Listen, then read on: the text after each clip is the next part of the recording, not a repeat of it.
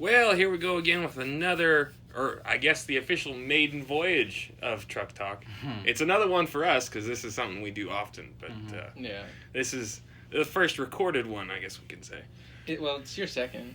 Yeah, well, that was more of a testing. Like I told Allie, it's an episode 0, so it doesn't count. Yeah, Allie's not important. That's what you're saying. Don't say that on camera, dog. Well, like I'm not on camera. Mitch is like, I gotta figure out how to edit that out. Yeah, I've got to go see her tomorrow. No, she's like, can I listen to the episode before you put it out? No? No, babe, I haven't had time to edit it yet. You're gonna have to worry about it. I lost it. I gotta go record it again tomorrow. Sorry. Just like, I don't know, you guys kind of provided some background, but like to the maybe potential people who discover this, who like don't watch pilot episodes, it's like, we all went to college together. Hopefully Mitch will be back next semester. Yeah. Crossing our fingers on that one. But,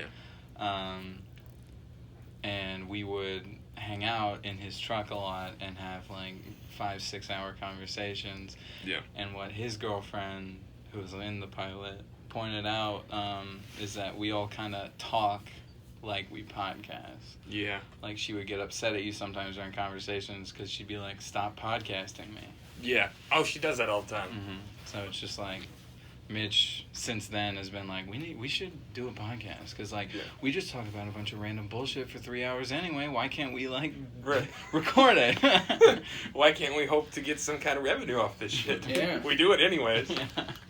Oh, that reminds me. I actually have to introduce people. Right. Which is interesting. Right. Yeah. We're voices. Yeah, we're voices on For Fools now. So that's Josh Caldwell right there. To my left. Not that you can tell. Yeah, I'm Josh. This voice is Josh Caldwell. Yes, that one is Josh Caldwell, and the other one is Caleb Caldwell, the one who just told the story. This is Caleb Caldwell. Yes, one of them has a beard, one of them doesn't. One of them has long hair, one of them doesn't. And you don't know if one has a beard and long hair, or we've split it up, or...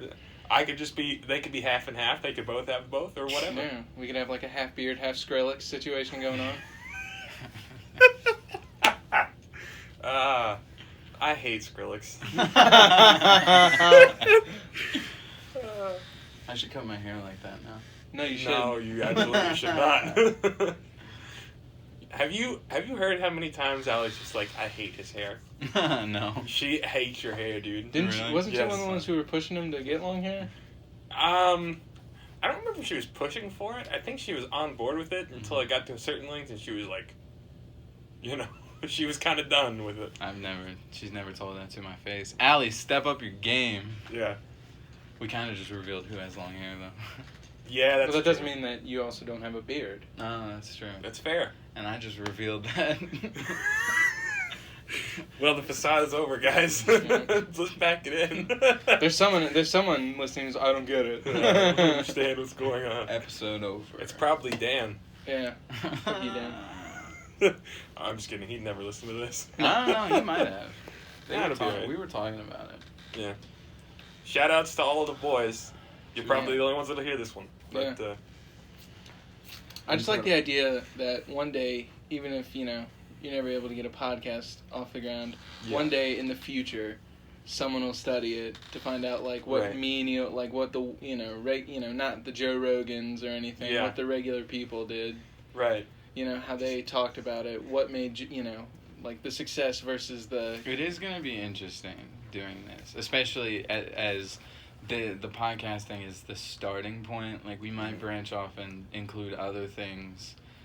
Like... We're all into, like, cinematography. Yeah. That would be fun. Like, if Josh and I produce music and we release it on this channel, or, like, if we do, like, any fan films or anything, or, like, I don't know, like, if I get, like, a Let's Play or something. Yeah. But, like, a lot of the people who start podcasts and a lot of the very successful podcasts had a starting off point, Right. Like, a lot of the most successful podcasts out there are from comedians who people know and recognize, and they're fucking famous. Yeah. And then they start a podcast and everybody listens to them.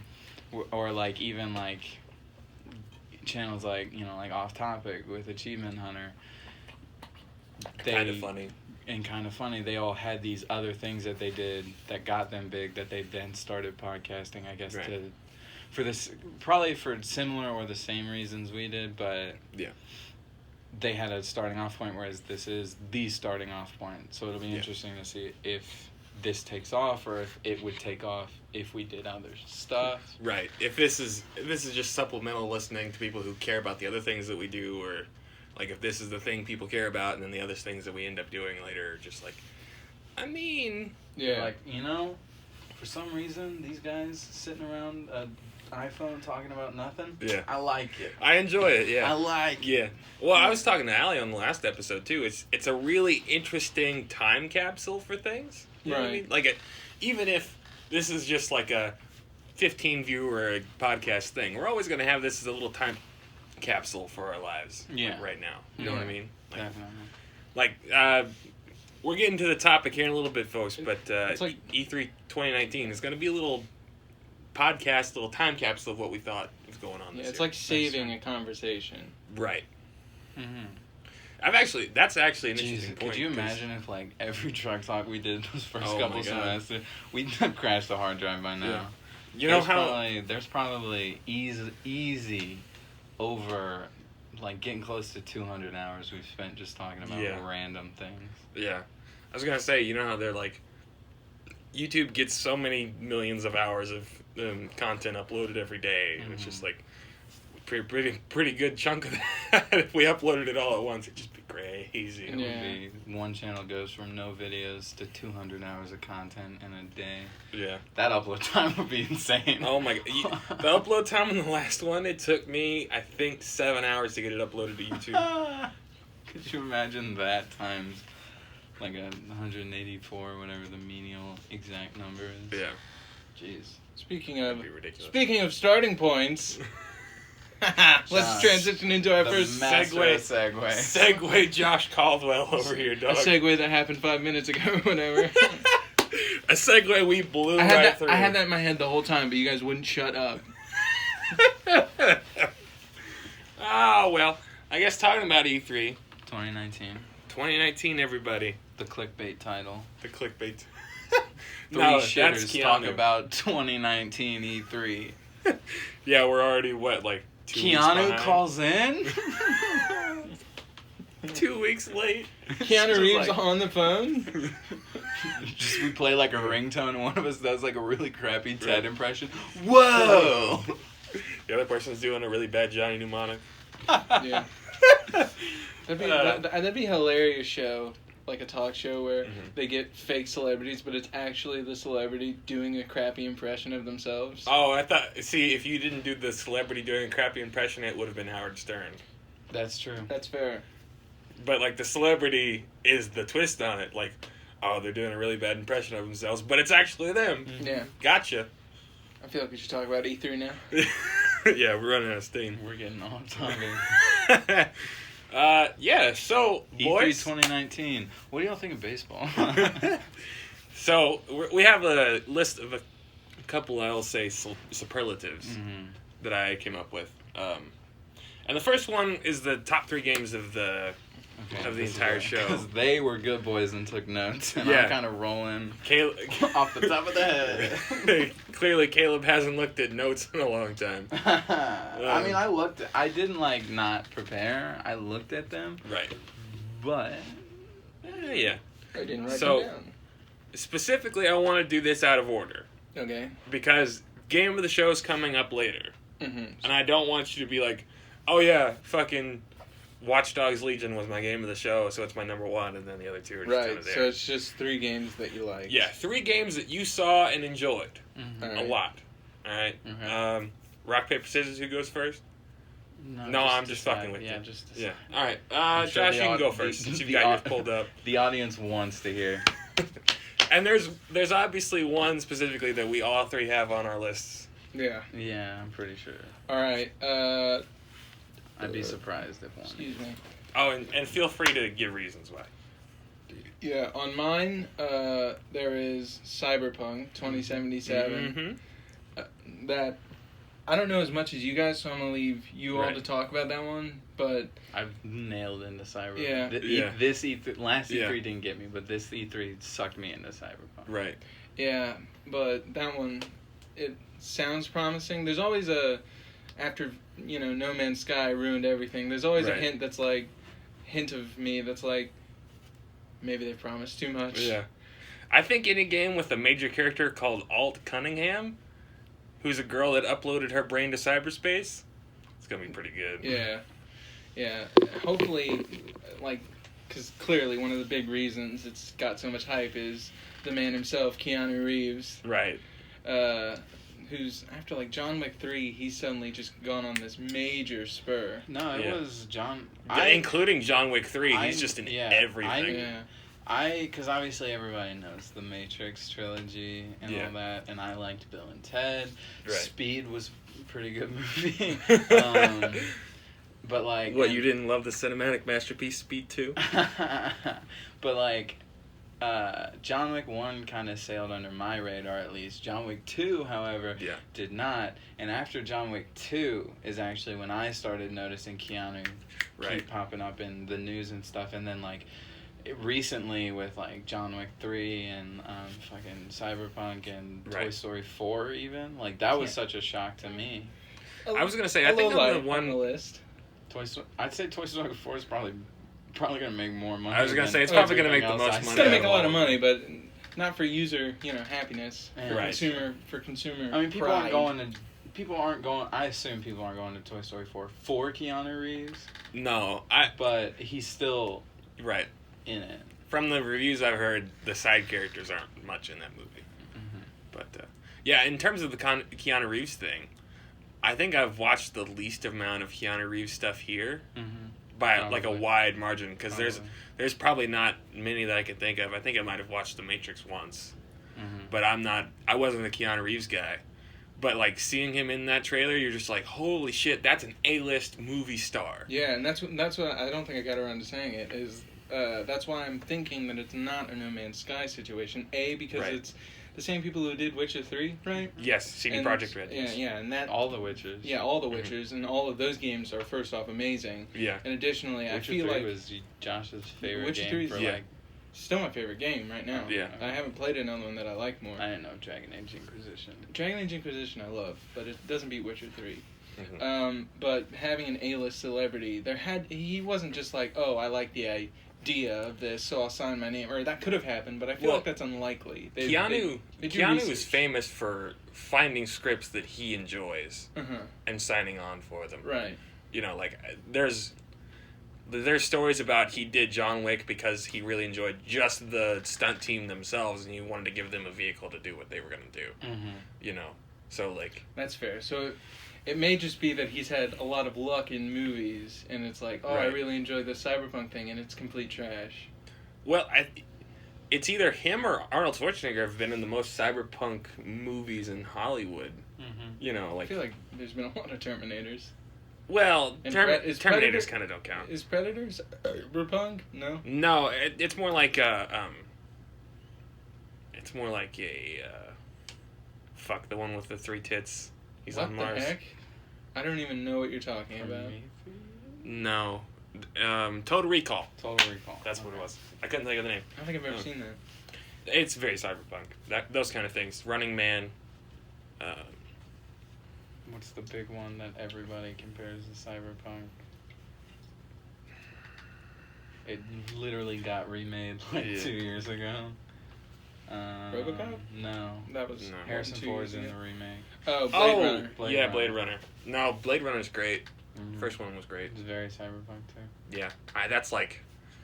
I feel like... That's actually like the standard bearer of cyberpunk for a lot of people, because it's cyberpunk noir. Mm-hmm. So like that's like the big... combination that, while unexpected, is good. That's what I've seen. Yeah. People are like... If you like people who are explaining cyberpunk to like movie buffs who aren't that into video games, they're like Blade Runner. Yeah, it's just Blade Runner with more neon and during the day sometimes. Yeah. But sorry, I feel like I was gonna say I feel like we should just talk about cyberpunk right now. No, I was gonna say like.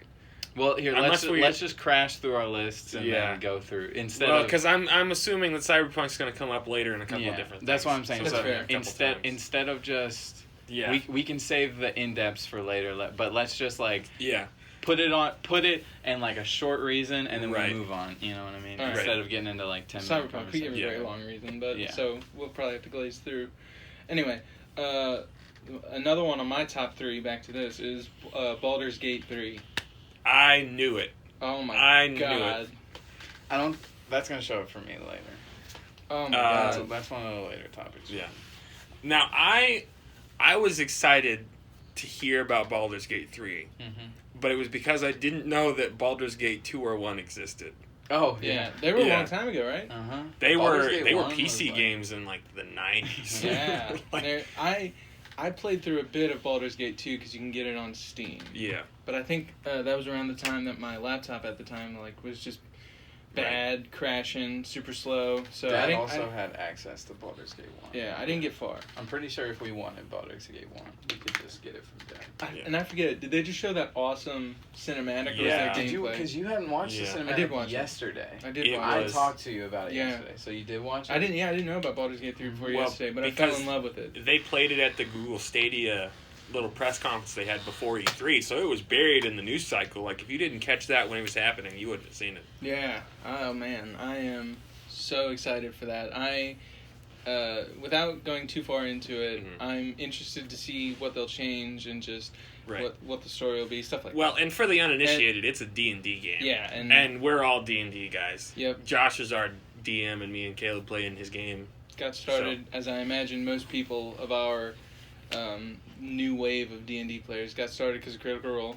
You can tag Critical Role and we'll grab some of those. Yeah, we'll grab We'll get to trending, guys. Let's do it. We're going to shill out in any way we can. Right. Freaking punch that like button. Yeah. Although, through Critical Role, I did find another person, Matt Colville. He's a very big inspiration of mine. Yeah, he's insanely intelligent as well. Because he's a writer. So it's insanely intelligent when he comes to like how to write things. Right. I was like, let's smash through all of this and talk about it later. It's okay. No, it's all right. We don't have any time limit on this shit. Fuck it. Let's go. Yeah. And then we'll get to more Baldur's Gate 3 later. I'm sure that one's coming. Yeah, that one's coming up later as well. Continuing on my top 3 is an unexpected one, and it's sort of a nostalgia boner. Chivalry 2. Did that really? Yeah. I saw that on a couple of lists, and I don't remember a single thing when it got revealed. Yeah, But that was an interesting I didn't pick. remember seeing it, but when I was doing research, because I didn't follow E3 as closely as you two. Right. Yeah. Well, I'm the resident E3 guy. Yeah. To be fair. I was looking through stuff, and I was like, Chivalry 2, that's awesome. Right. Chivalry was always really fun. It's not the most complex game. It's not like the best graphic quality, or it wasn't at its time, even. Maybe it was pretty good for its time. It was made a long time ago. But just the idea, like, it's something that's been out for so long and now has been sort of absent from topics, absent from news lines for so long. It's got one of those cult followings. Yeah, sure. But that it's like, its resurgence is like Jesus coming back, you know what I mean? You're like, wow, I did not expect this. So, that one... After the third year, Chivalry will return. Yes. I can't remember... There's a game that I saw that I thought was like a really updated Chivalry. Mordhau? Yeah, that's it. And that's... If they get something like that for Chivalry 2, I imagine it would sell well. But obviously that already exists, so they gotta do more. So I'm excited to see what they do. Because if they don't meet that bar... Because I've seen clips of that game and it looks like better Chivalry. Right. So they need to meet that bar and then some for it to, I think, sell well, at least. That will be interesting to see if like someone else did Chivalry better than they could even update Chivalry. Mm-hmm. That would be interesting, yeah. Yeah, those are my top 3. Do you want to go next? I can go next. Okay. So starting off my list, Doom Eternal. Mm-hmm. I knew that was going to be on yours. Yeah. Oh man. Later too.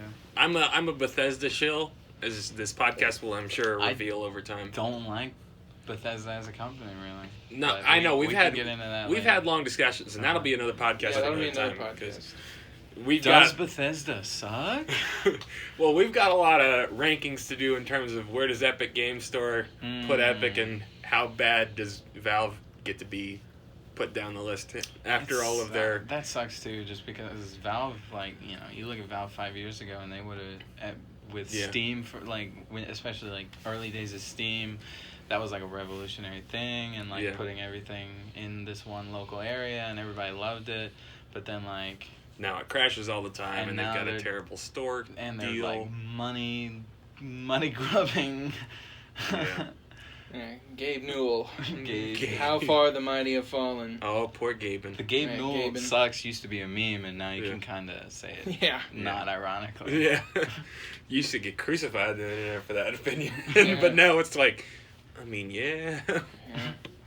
I hate that you're right, but you're right. You are right, yeah. Then number 2 on my list, although it's not really in order, is Cyberpunk as well. Mm-hmm. Going for all the same reasons. Mm-hmm. And the last one is kind of... Doom Eternal and Cyberpunk were way above the rest for me. Mm-hmm. Because they stood out so much as games that I really want to play. But the Gods and Monsters reveal from the Ubisoft conference, it was at the end, but it was essentially sold as Breath of the Wild, but with the Greek pantheon and Greek history. That's interesting. Okay. Yeah. And... I haven't heard about this game. No, it was at the very end of the Ubisoft press conference, and it didn't have any gameplay. It was just a little cinematic trailer, and then it had a title card. Mm-hmm. But from all the other stuff that I heard, it sounds like a really interesting game. Yeah. And I love like the Greek mythology and pantheon and stuff. Yeah, and who doesn't? Yeah, right. And like, so much stuff has been based around that because it's so interesting. It's good storytelling. And you, a little weird, but well, it's different. But the description I heard of it is that you kill a Titan on an island, and then you get the Greek gods on your side, and you have to do favors for them, and you get, I guess, favors done for you in return. Right. Mm-hmm.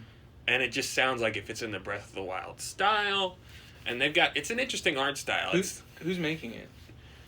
I'd have to look at the specific developer, but it's one of the so Ubisoft. it's not Nintendo. I think it's Ubisoft. It's not Santa Monica. It might be Ubisoft Montreal. Yeah, so this could be like the first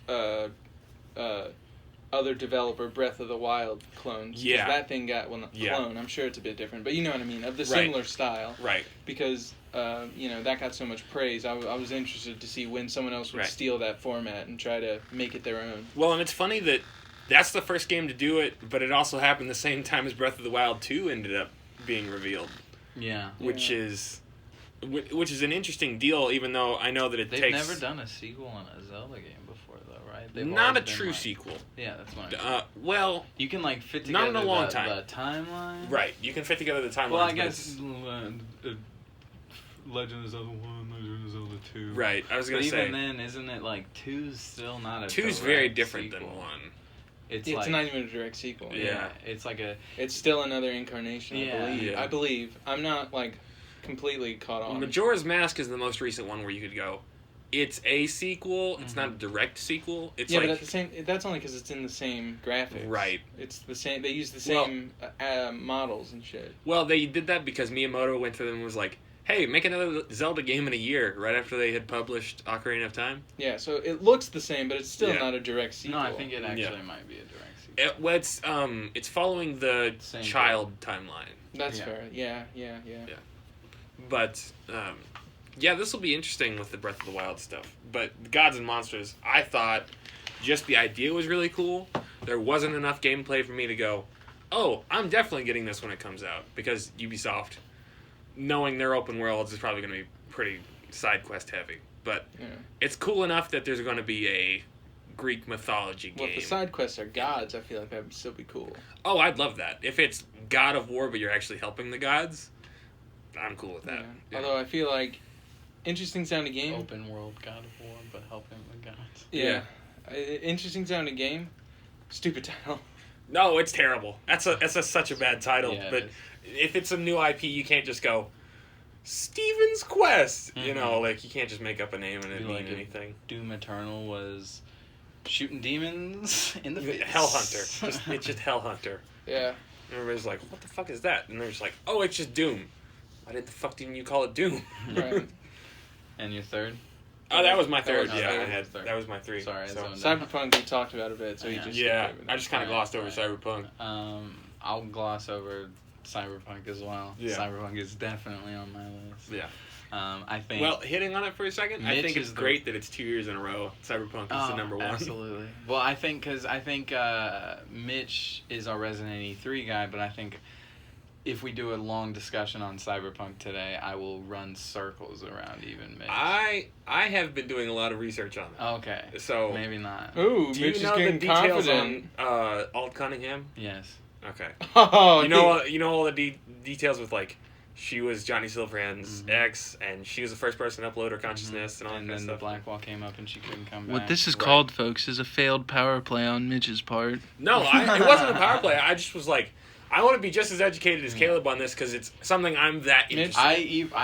Hold on. How strong I went into it is I researched the tabletop RPG. I was wondering if you were going to do that. Yeah, that's exactly because what Johnny Silverhand's in the tabletop Mitch. RPG, which is funny. You say it's not a power play, but you had the biggest shit-eating grin when you said, Did you know about Johnny Silverhand? Oh, well, I was thinking about that on the way over here, and I was like, if he doesn't know Alt Cunningham, I fucking got him, dude. All right. But yeah. So Cyberpunk for you. Cyberpunk for me. Obviously, I did Cyberpunk first, but I think I wish I would have led with this game. If I went first, this is because I have the least to say about it. But number 2 that I'll say is Star Wars Knights of the Fallen Order. Really? Yeah. Just because, like, I was going to say, like, Doom Eternal or something, but I tried on this list to be, like, games I'll actually purchase. Right. You know? Right. Games that I actually want to get a hold of and play. Yeah. And I'm a big Star Wars fan. And I think if I had gone first, Doom Eternal would have been on my list. But I don't want this section of the podcast to be, we all talk about the same game 3 times. So I'll put that different Star Wars, Knights of the Jedi of the Fallen Order, Knights of the Fallen Order. Nice. Knights of the Fallen Order. They like to use like the medieval language, right? But terminology. Just because it's going to be interesting. I like the fact that it doesn't seem like the character you're playing. I mean, the Force Unleashed 1 and 2, I loved. Right. I played both of those. I beat both of those multiple times.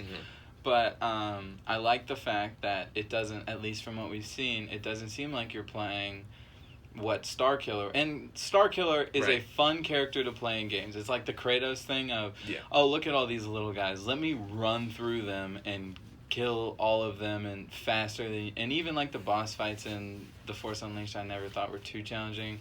And you were playing this character who was badass and like could take anything thrown at him, you know? It's just like, I mean, if you look through the DLCs and in that universe, you know, he's way stronger than all of the heroes. He beats Luke Skywalker, he kills Obi-Wan Kenobi, he kills Boba Fett, but Boba Fett's died. He kills Han Solo and Chewbacca, he kills Jedi Leia. And it's just like, you're playing essentially the most powerful character in the universe, almost undoubtedly. And that's fun, but I'm excited to be the little guy, you know? Like, you see one of those stormtroopers with the staffs, and you're like, well, I have to think on how to fight this guy now. Or you see 5 stormtroopers, and whereas when you're playing a Starkiller, you run up, light your blades, and slice through them before they even get and as Starkiller, you could block bullets that you didn't even see being shot at you, and he'd just move and get them. But as this character, you're going to have to be like, okay, how do I want to approach this? I was going to say, my move in Force Unleashed 2 is, on the Wii at least, it was nunchuck, hold it upside down for force choke, lightsaber throw, and do it to every enemy. Just because as long as you hold them there and then do the lightsaber throw, they're dead instantly. And then you could throw the enemy into other enemies, and the lightsaber would act as a lightsaber, and if it hit him, it would cut him. So that's my number 2. And can I, before we move on, how much do you know about the gameplay? Did you see the EA Play? Yes. Okay. Were you as confused as I was whenever it was going through and it looked like Uncharted? Because after that, I heard... Uncharted Star Wars doesn't sound too bad. No, but I've heard that it wasn't that. I heard that you don't have to do it in the way that like you do Uncharted missions where it's like linear.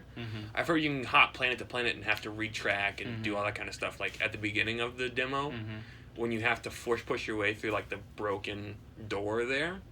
That's an ability you get later on. Okay. So like you unlock places by doing stuff like that. That's cool. It seems kind of like a EA's attempt to extend their game through backtracking. I heard that it was like I heard that it was like Star Wars Dark Souls. That's what the combat looks like. Okay, so not even the level design, because I know Dark Souls was pretty was sort of linear, but also it wasn't linear in the sense of, you know, Right. You had to go this way, but it was in the sense of there's a lot of backtracking, retracking, right? It wasn't completely open world. I don't think the level design will be similar to that. Because I know they had pretty good level design with things you don't see jumping out at you. I guess it's kind of like that Legend of Zelda thing where, like, once you get a tool, you can go to a new place. Yeah. Kind of deal. Yeah. It's kind of like that. I'm feeling. But that was okay for back then because they didn't have a lot of space. Right. You had to backtrack. To make games long and make money, but also have the player be like, yeah, I paid enough for this amount of time. Right. You had to make them redonkulously hard and a lot of backtracking, whereas now, Yeah. No, if you have an empty PS4, you could theoretically make a game 400 gigs. Yeah. And it'd be a big game. But, like, I don't know. I just don't do that. At Red Dead. Obviously. At Red Dead. 103 gigabyte download. But, Lord. Yeah. We were both downloading that file. We were like, Jesus fucking Christ, this is forever. I didn't pre-order that game, but I got it launch day. You think there'll ever be a game that you have to get like it comes with a separate hard drive? Because it's like, listen, we know you've probably got other games, and our game isn't going to fit if you have other games. Didn't that happen with the 64? Maybe. Probably. I think they had to sell. Have you ever seen the pictures of, like, the platform you had to put the 64 on? That was, like, the memory and the extra shit that you could have. I don't remember if that was, like, an actual retail thing, but I remember seeing that, and it was, like, an add-on you could get. And it had, like, extra memory and storage and shit like that. But never. Yeah. But, yeah, I don't know. I'm excited. I'm also a Star Wars nerd, so. Yeah. I hope it's good. Right. I hope it's not another Battlefront 2. And then my third game is... The bad Battlefront 2. Yeah, bad Battlefront 2. The third game for me is one that didn't come up, and I'm glad, and it's Watch Dogs Legion. Yeah. Watch Dogs Legion. Just because, like, it's interesting.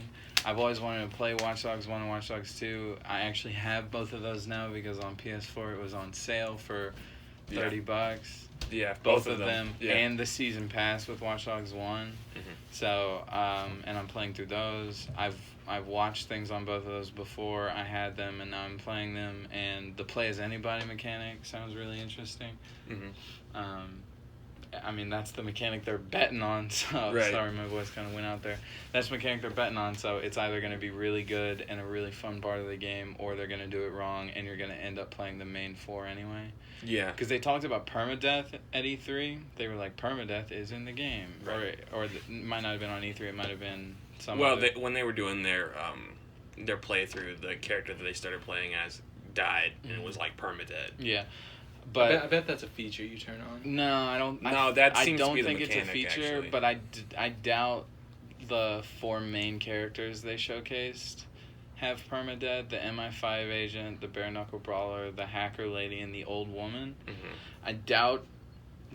They could prove me wrong, but I doubt those, because I think those 4 will have like story moments where they need to be alive, and I think, and maybe eventually you'll get a thing on screen. Hey, this character can perma-die now, but I'm pretty sure anybody you recruit who's not one of those 4 can perma-die. I think it would be infinitely fascinating if that wasn't the way. Yeah, I would love that if it was, because it would be a transition into why, like, more immersive. And like why D&D is popular.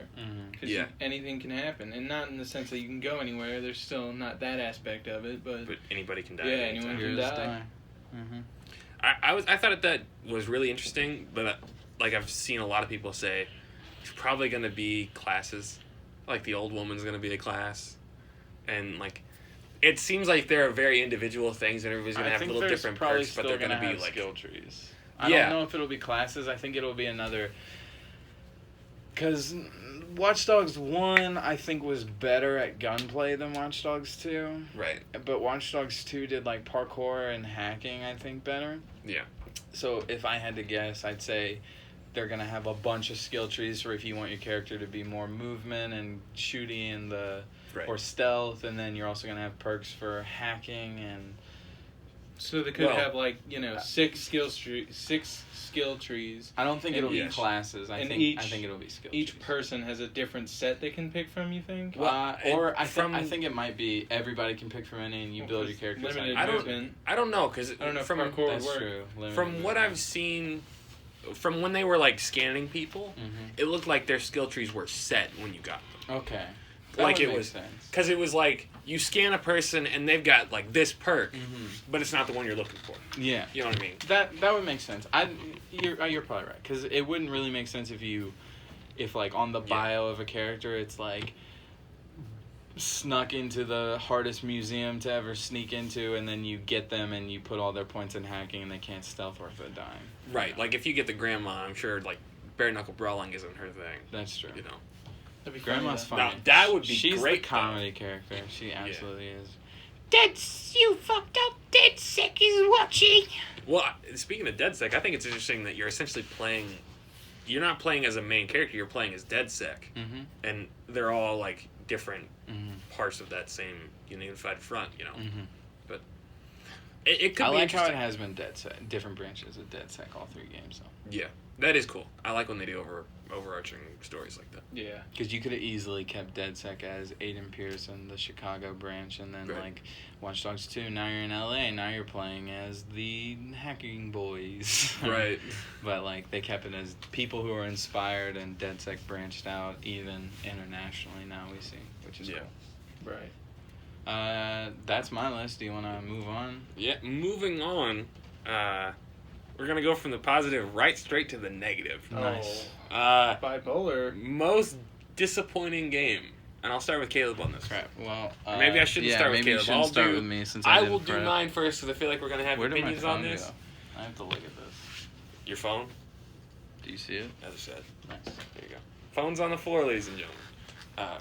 My most disappointing game, and there was no question about this in my mind, the Avengers reveal was terrible. I was actually looking at it. I was going to say that. I'll pick something different, though. Yeah. Well, like, Josh, I know you didn't see it. Yeah. It's so distracting. They're talking about DLC before we've seen it. Seriously? Yeah. They're already it's supposed to be Destiny-esque. It makes me worried they're gonna do a live service type deal. Like when the game It feels comes that out, way. the main story isn't actually gonna be completed, and you have to buy the DLC to get like a good ending. Right. You know Yeah. what I mean? Like the way that Destiny has like the updates, like the Fallen and all it's that kind of stuff. and it's gonna be a $60 game because it's It's Square. Just is. And the thing about it is like, if you give a $60 game that you then have to pay even $20 for, they said they got 5 years worth of content, you know. So you're looking at, if you get everything, having to pay upwards of $200 just to get a good game out of it. Right. And they're definitely gonna get. But my thing is, if $60 gets you even like, or if $60 gets you a good game, and they said I know they talk about like the first DLC I think is going to be free. If you give a $60 game, and it's a live service game, and it's not completed without the DLC, Right. but all the DLC is free, I'm fine. Yeah, well, and if all the DLC is just new characters and like new story missions, you know the that's free, cool. The free first DLC isn't going to be like the X-Men. You're not going to get Wolverine or whatever. It's going to be Red Hulk. Because you have Hulk. Yeah, it would be someone. Yeah, it would be someone. It'd be like a reskin or something. Yeah. I don't know. I'm kind of worried about the way that they revealed everything. Like you get a Ronin skin for Hawkeye or some shit like that. That'd be dope though. I was worried about it because It'd be worth it. For free. They showed a game or a story trailer, and Captain America clearly dies in it. I hate when. Yes. And it gets worse because immediately after that, he might. Well, I understand that, but like comic book stuff. Immediately after that, they go into here's all the characters you can play. Captain America was like second on the list. It's not even like, oh, you're not going to get to play him because he's dead in the story. It's just like he's coming back fairly quickly afterwards. Or maybe that's Endgame. Maybe they spoiled it. I don't think they would show anything in the last like 10 hours of their game, you know. True. But because that seemed like the inciting incident was the shit they were showing, and you're just like, it's probably some multiverse stuff going on. That would explain it if it's co-op, and like what if both people want to play Iron Man. Well, and it was weird might have to be a because multiverse thing. It was comic book-esque costumes and looks for everybody, but in a real world looking game. Yeah. It was like Black Widow is super red hair, the black skin tight suit with the belt and shit like that. I kind of wanted that in the MCU. Like, now that they have X-Men, I don't want the black leather ultimate suits like Fox did. I want, like, Wolverine to have I mean, yellow and blue is good, but the yellow brown's my favorite. Yeah. I want, like, that suit. It wouldn't have been so distracting if it wasn't, like, coming off of 10 years of the MCU, and then we're going to interesting new things that we haven't seen in any media like that before. Like, we haven't seen those characters in, like, a real-life-looking game. You know what I mean? Have we seen any gameplay for this? Or is it just No, an they announcement? literally, during the announcement trailer, it looked like they were doing the superhero landing to go into gameplay, and they cut it off every time. Like, the Hulk would land getting ready to punch somebody, Thor would land getting ready to punch somebody. Like, it was really strange the way they decided to cut this. Yeah. Well, I think that, though, this is on your most disappointing, right? Yes. This could be promising. It could be really good. It could be. Oh, I'll probably you still know- buy the game. I'm so in with that. Like, if we get to play co-op and we all get to play different Avengers, fuck yeah. Yeah, and, like, the thing is that though it's, sort of cheap, it's a dirty move, Right. you're going to buy the DLC of your favorite characters. Oh, absolutely. Oh, yeah. Like, if they they come out with, like, a... X-Men DLC. Yeah. Especially if it's, like, a good X-Men DLC and not just, like, Wolverine. If it's, like, even, like, the deep character, because, I'm a comic book nerd, too. Forge, so it's, like, and... if I could get, like, Gambit... Yeah. Bro. I'd play the heck out of, like, an Old Man Logan storyline. I'd Yeah. love that. Mm-hmm. Yeah, you get Blind Hawkeye. Yeah. You also... The DLC is going to be a new story, too. But I hope at least... Going back to the live service thing before we move on. Yeah. I hope that starting off, it's a game. Because, like, downloadable content and extra content I will pay for if the game that you released, I feel like once I've beaten it, I've played a game. You want a Spider-Man-esque $60 game that DLC is coming for and you'll pay for the extra. Yeah, because Spider-Man, I beat the main story and I was like, all right, this is a game. I completed the story. I could not get, I pre-ordered the deluxe edition, so I was getting the DLC for free anyway. Right. But even if I didn't, I could be like, if I don't want the DLC, I am happy with this game. And the DLC just adds to that. Yeah, I'm going to hold off further judgment on this until we see it. gameplay. Because it's either going to be fun gameplay, and I'm like, you're- all right, you got me. The thing was most disappointing non-gameplay. Well, that's later. Okay. Most disappointing announcements. Sorry. Okay. Yeah, so it's either going to be the gameplay's fun, and I'm like, yeah, I'm down with this. Yeah. Or the gameplay's not fun, and I'm like, well, not for me, but... Right. Well, and I was going to say, I put non-gameplay, but I meant more like the xCloud You're right. announcements, those kind of things. Right. But, yeah, going back to the Avengers thing for like half a second, I'll buy a fucking Daredevil. Oh, yeah. Give me Daredevil, give me Ghost Rider. Yeah. The Defenders, Ghost Rider, oh my god. Dude. You kidding me? You get a Defenders Yeah, DLC? I like how we each said something and the other one reacted at the same time. Ghost Rider, I would pay double for Ghost Rider. Oh my god. If we get skins, like you can play as Johnny Blaze and Robbie Reyes. Woo! Alright, Josh, do you want to go or you want me to go? I don't care, I'll go. Okay. Let me turn on the phone. What are we on? Most disappointing? Yeah. Zelda Breath of the Wild sequel. Nice. What made you so disappointed about that? Was it the lack of gameplay? No, it's just like one thing that adds to the Zelda series charm is that every game is different. Gotcha. It's like every game, it's not a direct sequel. And I'm like, you beat Darkblight Ganon, one of the most epic Ganons we've ever seen. Right. And then that Link is done. Yeah. You know? He saved the world, and now it's time to grow old and die and reincarnate, and now you're a different Link who doesn't necessarily know what happened, but he knows he's chosen, and there's going to be a new threat. Yeah, and it's like, if you're the same, I don't know everything, if you're the same Link, where's all your gear? The theory is you're playing as Zelda now.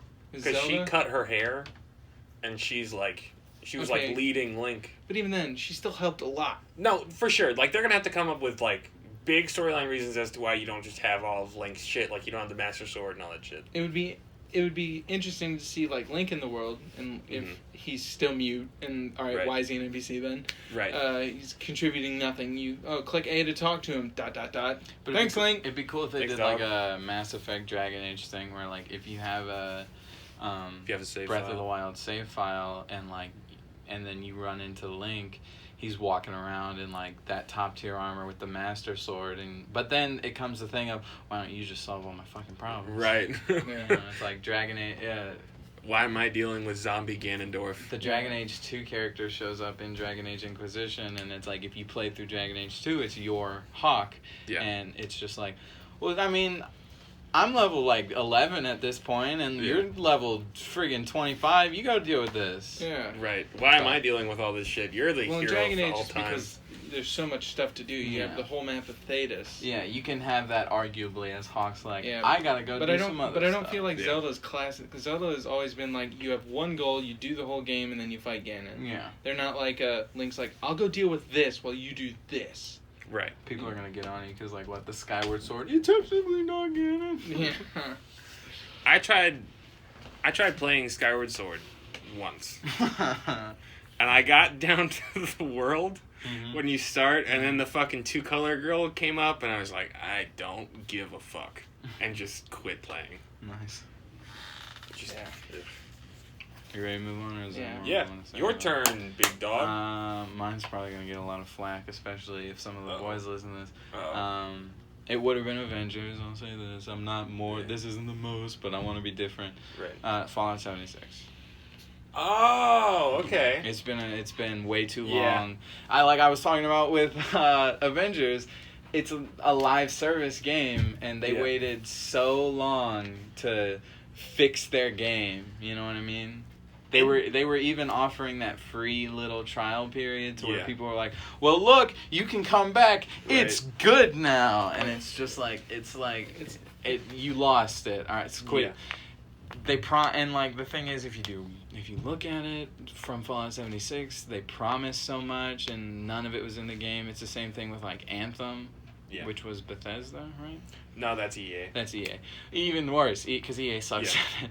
But like Anthem and like all these live service games, I have a problem with games when you promise things coming up and then none of it's in there. And Fallout 7, I wanted to play Fallout 76. Hearing about it when it was first announced, I was like, Fallout with friends. Because my big problem is I've been able to get decently into Fallout games and like decently far in them, but what always kicks me off of it is it's not really engaging enough that I want to run so far to X so that I can actually play the game and just sit there in silence by myself. But like if I was running with buddies and we were making jokes and we were doing stuff, I could have a blast in that game. But when it came out, half of the stuff they promised wasn't even in it, and they were making other fake promises and it took them this long to make Fallout 76 the game that Fallout 76 is supposed to be. Like the only way I would buy it, I'd buy it if it was like $20 now.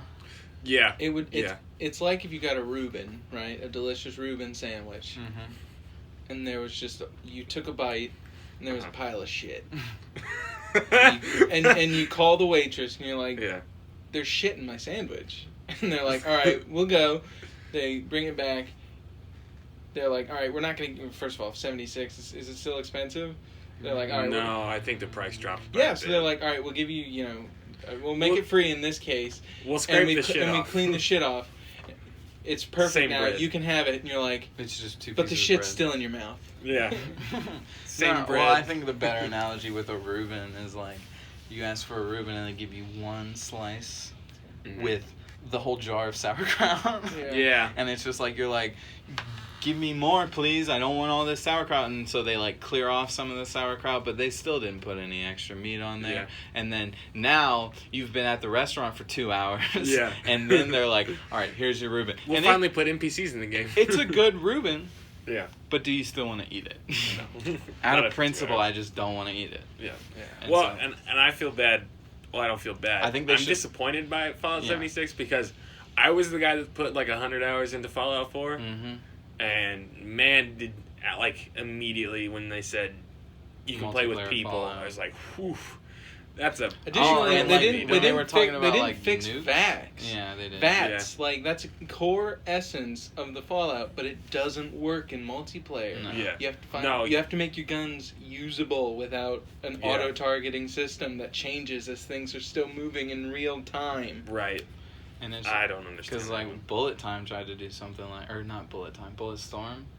Is that the one with the electro whip? Bulletstorm. They tried to do something like that with some of the sniper rifles and like some of the multiplayer modes. You could do stuff like that, and I can't say could have looked at that. Doesn't work. Yeah. And it's just like for me, it's because like the nuke codes and when it got announced, a bunch of us boys were hyping it up, and we were like, oh, we're gonna like grind this out, right? Be the most powerful people on any server, and then like just strong hand our way on the nuke codes and then just drop it on some shitter. So like but then it came out and I'm glad I didn't pre-order it or anything, and like it was just not, and then it hasn't been, it's not even now, the new update hasn't dropped, you know. Well, and they were talking about battle royale modes. Oh my god. Yeah. And I'm like you're trying to overcompensate for a game you should have just swept under the rug. Yeah. And if they had started with it being a Fallout Battle Royale with all the Fallout, like, creatures and shit, and I would lore still and all hate that it. kind of stuff. Oh, I wouldn't like it because I don't like Battle Royales, but it would be a more interesting idea. Yeah. You know. It wouldn't be as big of a failure. Right. But, yeah, that's my most disappointing, just because it's been way too long for you to... It's been way too long, and like Bethesda fans are defending it so much. Like, well, look, it's good now, and it's like it should have been good half a year ago. I know. I'm a Bethesda fan, and I'm like, it's garbage. Like, you let me down. I'm not mad. I'm disappointed. Yeah. Oh, I'm mad. I'm not mad. I'm not even a Bethesda fanboy. Well, so it's like I'm upset. This actively pushed back Elder Scrolls 6, and Stargate, Stardust, Starbound. Thank you. There's so many No, Starbound's another. Starbound's a different game. Stargazer, Stardust. Star Who cares? Bethesda game. Yeah. Bethesda space game. Right. Yeah. So moving on. Caleb, do you have yours ready? It's underrated game. Underrated game. Yes. I assume this has gameplay too. Either way, whatever you want to do. I just put underrated game. Well, just because underrated. Try to make it as broad as possible. Like, the game that you saw that didn't get a whole lot of attention or interest from a lot of people, but you think it's going to be really good. Let's see. I can go. Cyberpunk 2077. I can give him like 5 seconds. Yeah, no, I can do it. Just because. Yeah, I just got to fill airtime in order for you to find it. Yeah, just. Hello, my baby. Hello, my honey. Hello, my ragtime gal. He's deciding. Right. Well, because there's a game that came to mind immediately, but can you show me your topics real quick? Because I'm pretty sure later on it comes up. Announcement that surprised me the most. Yeah, so my most underrated game, Wolfenstein Youngblood. You cheater. Well, no, that's what I decided on, and I did see that was yours. Yeah. I'm sorry, but Wolfenstein Youngblood, because that was like Baldur's Gate with me. I'd heard nothing of a new Wolfenstein, but then when I was doing research for this, I came across it, and I was like, oh, this actually seems really good. Couch co-op. I have a twin brother. Yeah. We would be playing as twin sisters. Yeah. That's weird. You play as Wolfenstein Youngblood, just in case you also haven't heard of it. I think he told me about You're it. playing as just so they... Blazkowicz's daughters. Yeah, in the 80s. Yeah. And just so these two know, but I'm a huge Wolfenstein guy. Like, the last 2 Wolfenstein games have been my games of the year the last 2 years that they've come out. So, this was, like, really high up on my list of things I was looking forward to, and it hit every mark. Yeah, it just didn't get a lot of coverage. It got swept by, Watch Dogs. Yeah. Cyberpunk especially. Well, even in its own conference, it's got to deal with the Deathloop announcement. Deathloop was also one of the... Deathloop will probably come back for me later, actually. Okay. I looked at the categories. I was going to say, I believe I know which one you're talking about, too. I have no idea what Deathloop is. It's It's a Bethesda game. Do you remember that... I've been shitting on Bethesda. Yeah. I know, you just said Wolfenstein and it's a fucking Bethesda game. But yeah. And you were going to say Doom Eternal earlier and it's a Bethesda game. At least Bethesda, Fallout 76 Yeah. sucked ass, and it should have been fixed a long time ago. And Deathloop, I'm not happy about. But like, if Bethesda had made the main thing of their conference Wolfenstein Youngblood, I probably would have been pro Bethesda. Yeah. Well, yeah, I think it really well. shows that they haven't learned. They're like, oh yeah, we're gonna push Fallout because it's an established brand and everyone hated it, but because they tried to update it, but like Doom came out, it was brand new, everyone loved it. The Wolfensteins, they, not new, but they remade it, everyone loved it, and it's like, just start doing new stuff. Stop with Fallout. We've had fun. There's only so much you can do.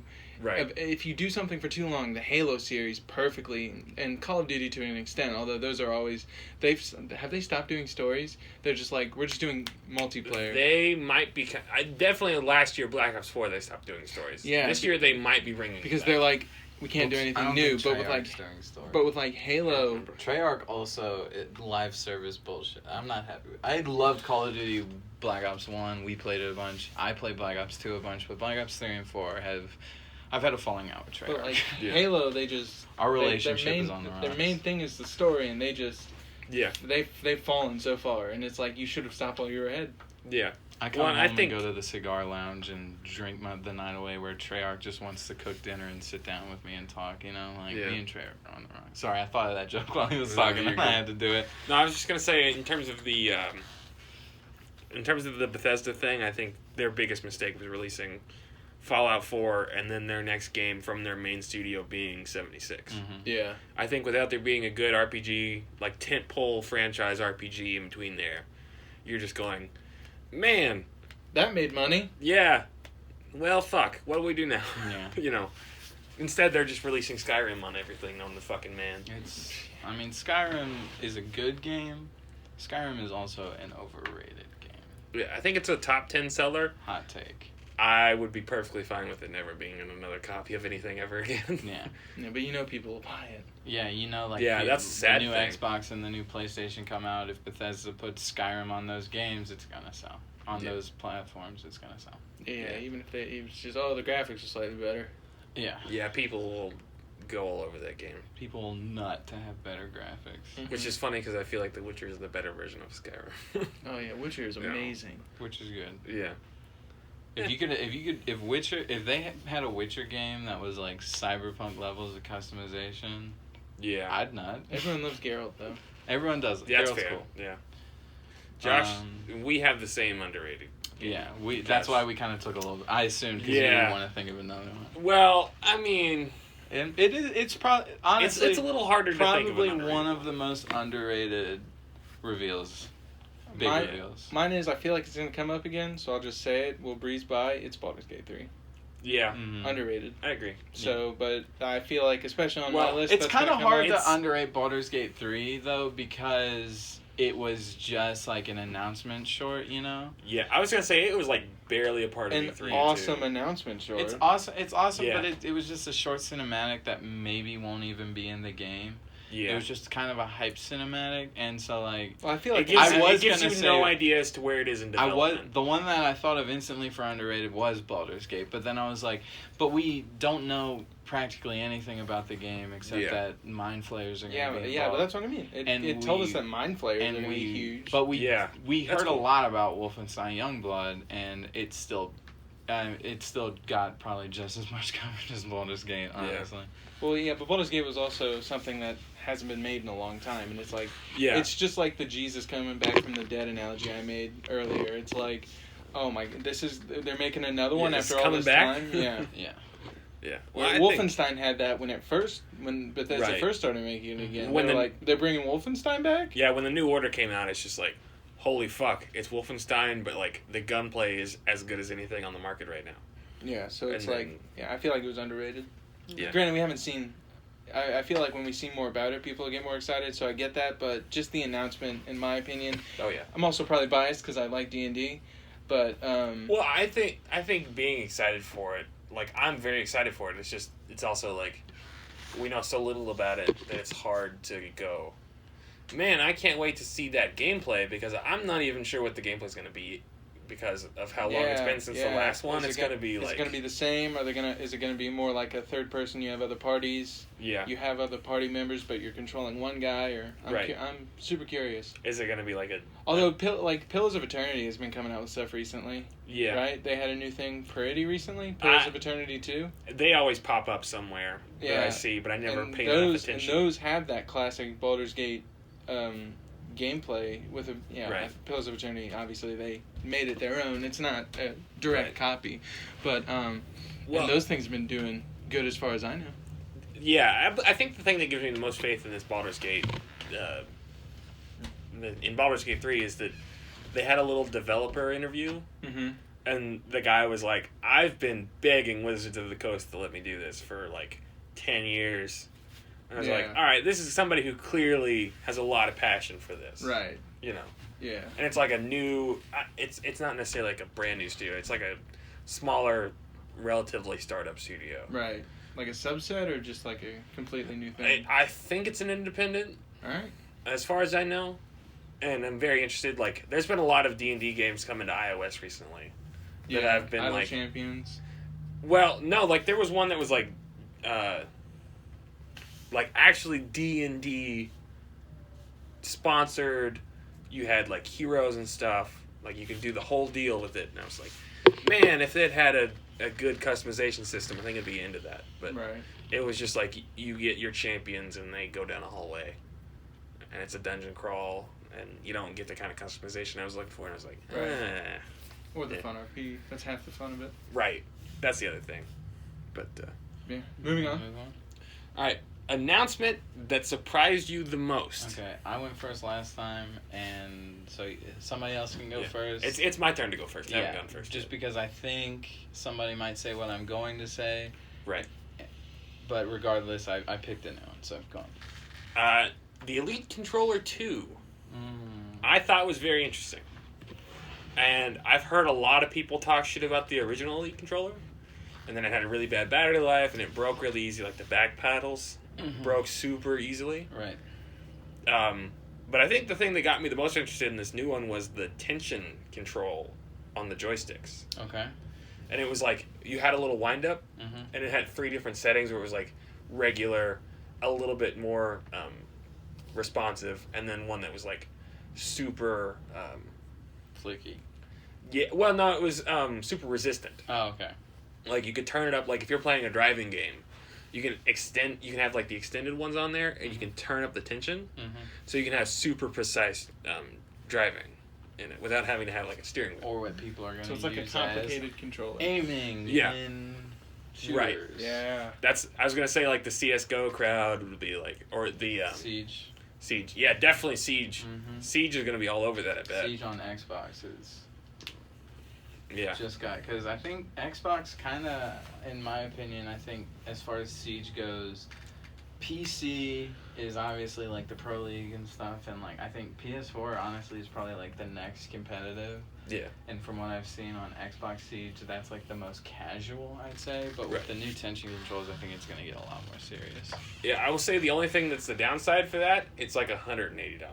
I mean, I'm glad I'm not an Xbox player. Yeah. So you spend that money so you can headshot them fools. Right. Well, I just loved it or because... so your turns on Forza 4 can be a little better. They be on fleek. I also like that they have trigger limiters. So, like, it'll, like, you can set where the trigger is going to stop at, and that'll be your trigger pull. Oh, Jesus. Yeah. That's going to be, like, competitive. Semi-automatic guns just got a lot faster. Yeah. Yeah, because you just have, like, half the pull distance. You just have, like, to where instead of having to go the whole way, you just have to go... Yeah. It's like having a bumper. Yeah, it'll be like you have to get used to it, but it's really good. People, I mean, because, like, I have friends on PS4 Siege who, like, are so into it that they remap buttons to where, like, their shoot is right bumper. To where if they're playing, like... It's quick enough. Like, pistols or DMRs, they can click it and it goes faster. I'm not that tryhard, though, so... No, I think those kind of things are ridiculous. Dan dominates, Caleb carries, Alan participates. Oh, yeah, our buddy Daniel Meredith streams at oldtacosalad.twitch.com or whatever. Yeah. And you get TV, I think. Oh, sure. You should check him out. He's okay at Siege. But doing real good work. Josh, putting in that work, though. Josh is his mod, actually. He made Josh's mod, and Josh likes to be funny in the chat. I would definitely watch if I wasn't at work when he streams. That's true. He only streams on like Tuesdays. He streams. He doesn't have a set schedule. Yeah. He streams when he wants to. Yeah. I was gonna say I work night shifts. I mean, he doesn't. So. He can't even monetize. You have to get like 40 followers before you can even monetize. Right. It, and he has like 5. So. I was gonna say that's the way this is. Is gonna be like you have to have like a couple thousand YouTube views in order to monetize anything. So this is just going up for free. This is for fucking like whatever we want to do. Yeah, it's a passion project, but also you know, with how many views your last one got by podcast, like 500, we might be able to monetize. Well, and the other thing about the last one was I only sent it to you guys. That's true. Yeah. Was it like a private link? No, it's not. It's public? Yeah, it's public. I just didn't send it out to anybody else. Yeah, the thing is, you know, in my opinion, you know, Allie, you know, in the last podcast, Allie said something that irked me. She was like, "You think anyone's gonna hear this? Don't let your girl talk to you like that." But also, don't let her it's like, degrade you, dog. if you want to do something, you got to put your heart and soul to it. Oh yeah. Even if it doesn't go anywhere, you're not like, all right, yeah, I half-assed it and it didn't go anywhere. You're like, I tried. Yeah. It didn't work out, but at least I tried. And if it does go somewhere, you're like, I tried, and I found success because of it. The more we get, and like when we're all out of college and we have like jobs somewhere, and like we can put more money into this, and maybe eventually we'll have like a camera, so it's not just going to be weird backdrops that Mitch kind of rotates every now and then, and maybe we'll each all, instead of recording on an iPhone, we'll have like a mic with a pop filter or something, and then after that maybe we'll all have our own mic. And like as production value increases, I think that will help with views. Oh yeah. Yeah, the hero's journey starts somewhere. Yeah, my thing is I always wanted to be as high quality as I can get it. Well, that's why we didn't do this for a long time. Yeah, well, because it was like I had a really shitty phone and I didn't have any laptop equipment that would help a lot. So just getting better things, having more opportunities. This is bare minimum. Like, it only goes up from here, production-wise. Like, if it ever went down from here, we'd stop doing it. Yeah, I would be having to record this on a toaster. Yeah. You know. So. Is it... Still surprise announcement. I can go too. Whichever you want to do. I got it. Okay. You got it. I don't think I got yours. I have two that I was thinking on. One of them's a bit bigger of a topic, so I'll choose that one. Witcher 3 on Switch. Oh, okay. That is coming to Switch, and that's gonna be a lot of people's playing game. And like. It'd be weird if you get one of those sex scenes. Yeah. Right. You're sat next to some like 12-year-old. Yeah, the stewardess comes by. Would you like a... Sir, you can't have that on this plane. Yeah. Are you watching porn? No, but I think... Because Nintendo's tried to do this multiple times. Where they're like... Because they're known for like their, you know, Mario, Smash Bros. A lot of family-friendly stuff. And there have been... Witcher 3, you kill monsters. Yeah, Witcher 3 is like one of the first big...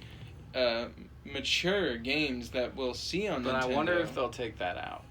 Well, you see, but that's the thing. I hope not, because I know the Wii U did Zombie U. Yeah, and that's true. And that was like their attempt at a mature game. And though I think it did okay, it didn't do great, and so they didn't. Yeah, it was real iffy. Yeah, they didn't do anything else with it. But the Witcher 3. They released Zombie U. You can get it on PS4 as Zombie. I was going to say it's a different name. Yeah, The Witcher 3 is like an established, mature-rated product. So this could be the beginning of mature content coming to Nintendo consoles, which would be very interesting and, I don't know, it sets a whole new market. It's not quite the beginning, because both Wolfenstein: The New Colossus and Doom 2016 came out as well. They're on that? But those were later ports. That's also a lot of violence. Yes. But what I'm more curious about is like the sexual themes and nudity, because like in the Witcher games, there's always been like full frontal nudity and like just barely not porn sex scenes, you know? Right. Like there's nudity in it. Right. And I wonder if they'll leave that. Yeah, and also like, you know, crass words, although a lot of them are a lot of them are fantasy speak. Bloody knife ears, stuff like that. I would have to go look at Wolfenstein 2, because there's nudity almost at the very end of it, and they say a lot of cuss words and stuff like that. But I would be interested to go back and look at that on Switch, because if they took it out of that, they're taking it out of Witcher. Definitely, you know. But that could be interesting, and definitely with the mature content and them trying to get as many third parties as they can, That's pretty cool. And then my other small one, and we don't really even need to talk about this for more than 10 seconds, is that Banjo-Kazooie is on Smash Ultimate, and I wanted to bring that up, but yeah. Yeah, and the reason that it's on my surprise is, like, because they take abstracter shit, you know what I mean? Stuff that's, like, not, like, classic Nintendo, that, you know, they pull in Shulk, Pac-Man, Joker. I didn't even know what he was from at all. Persona 5. Yeah, granted, I didn't play Persona. I'm sure people who played that, it might be bigger than I thought it was. It's but it a wasn't huge Japan game. Yeah, it wasn't their classic Nintendo content. Mm-hmm. And Banjo-Kazooie's not Nintendo. It was on the 64, correct? It was a big Nintendo platform game. Yeah. It wasn't a Nintendo game. Yeah. And so, like, I was like, wow, they're bringing, you know, this could mean that they'll start, you know, Crash Bandicoot may come in. I said that weird. But that would be more interesting to me if Crash and Spyro went in it, because there's been a working relationship between Nintendo and Microsoft a lot recently. Like, they had, like, well, it's not just Microsoft exactly, but Nintendo's been lending out things to other people recently. Yeah. Like, Star Fox was in Starlink, the Ubisoft toy game. Yeah. And, like, there was Mario and Rabbids and stuff like that. But this is the first big third-party edition where you're like, oh, we can start playing with the other two big companies now. You know what I mean? Yeah. Like, Spider-Man is the next For any listeners, I apologize if you hear some TV going on upstairs. For some reason, they have that absurdly loud. I don't know. I don't know if you can hear that or not. A lot of times where I hear podcasts and they're like, I feel bad if you guys can hear this, and I'm like, I don't know what the fuck you're talking about.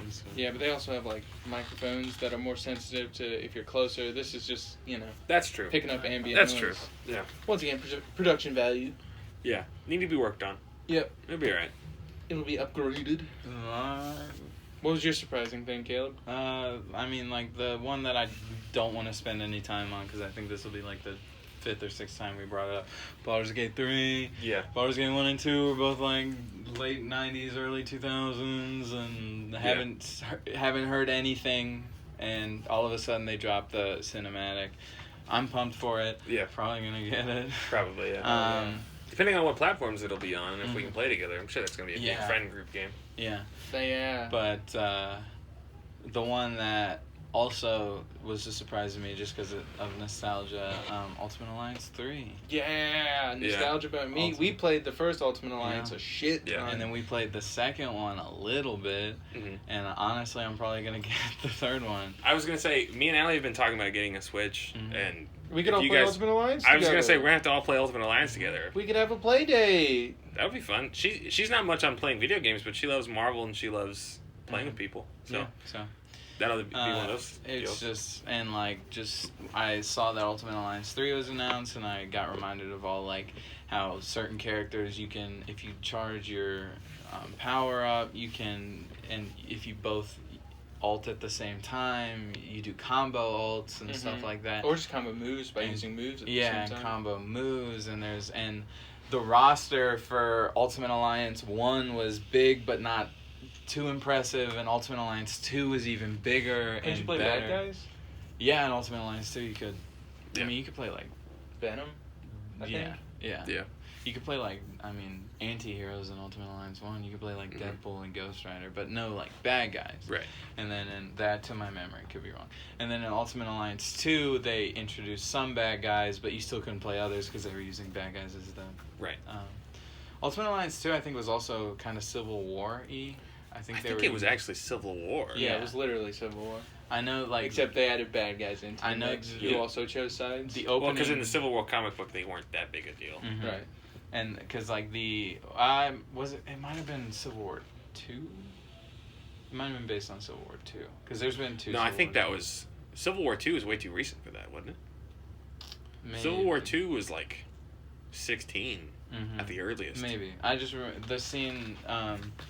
with the superhero who can create explosions fighting, I believe it was Captain Marvel, and he blows himself up and kills, like, a busload of kids. Yeah. That was, like, the opening cinematic for Ultimate Alliance 2. Yeah. Except they didn't show the children's bodies like they did in the comics, but... Yeah, it's like the Goliath deal in the comic books as well. But, So yeah, I'm excited to see if they use a comic book story for Ultimate Alliance 3 like they did with Ultimate Alliance 2. It's the Black Order. Oh. Infinity Gauntlet stuff. Okay. Yeah. They're trying to write off Endgame. Yeah. That's fine. Those are honestly a couple years too late. Probably. Honestly, the comics are better than the movies were. Yeah, you're more down on those two movies than a lot of people. No, I like them both, and they're both great movies. No, I know, but like the internet is like greatest movies of all time. Oh, I mean, they're up there.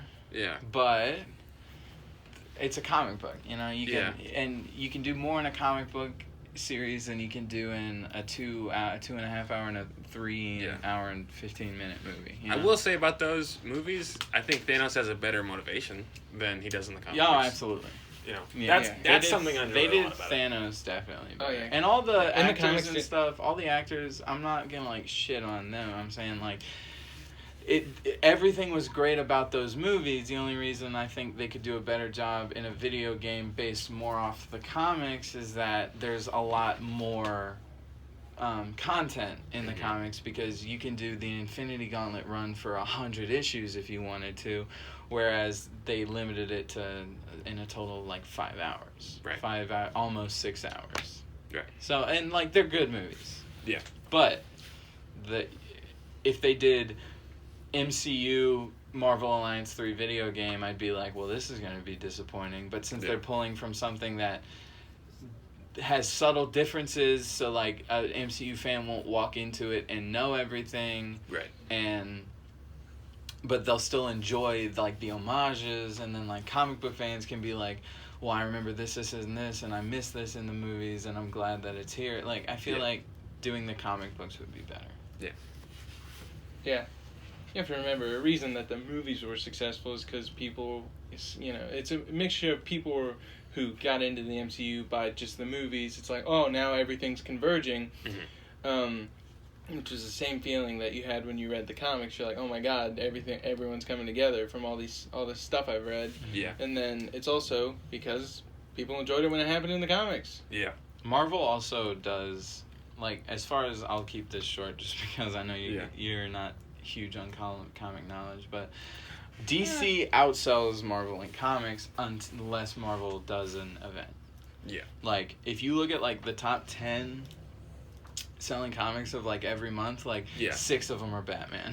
I was gonna say it's like Batman, Superman, Spider-Man's in there towards the bottom. And because Spider-Man comics actually aren't super like consistent. Yeah. So like when Spider-Man releases stuff, it's like the numbers 5 and 9 spot, but it's like Batman, blank, Batman, blank, Batman, blank, Batman. And Batman is just awesome. But then whenever Marvel does like if they do events like Infinity Gauntlet, Secret Wars, House of M, House of M's more X-Men, but it's still an event. Like Spider-Man was in House of M. Right. That is number one by, I mean, granted, Batman's still like 5 out of the next 9, but the numbers is a huge gap between the events. But it's gonna, if it's comic book, Marvel video game, I think it's gonna be. I feel like the reason that Batman's so popular is, people like me think he's super cool. They like the whole Dark Knight, doesn't kill, stuff like that. And then also, even if you aren't the biggest, just straight Batman fan, he has the best villains. He does. Yeah. Batman does have the best Joker, villains. even like obscure ones like Clayface are super creative and fun. Yeah. Well, I think that's where Spider-Man gets a little bit of a boost as well. As Spider-Man's great villains too. Yeah, like if you look at Spider-Man's villains, it's like you probably would put him 2 behind Batman. Mm-hmm. If you really wanted to look at him, like there might be a couple that you could argue about, but I think the vast majority of the people would go Spider-Man has the best villains that aren't Batman. Right, that aren't Batman. Joker, there's just no beating him. No, Joker's the best comic book villain. Right. But Green Goblin's a better villain than the Riddler, let's be honest. Mm-hmm. Yeah. I think Kraven the Hunter is super interesting. Yeah.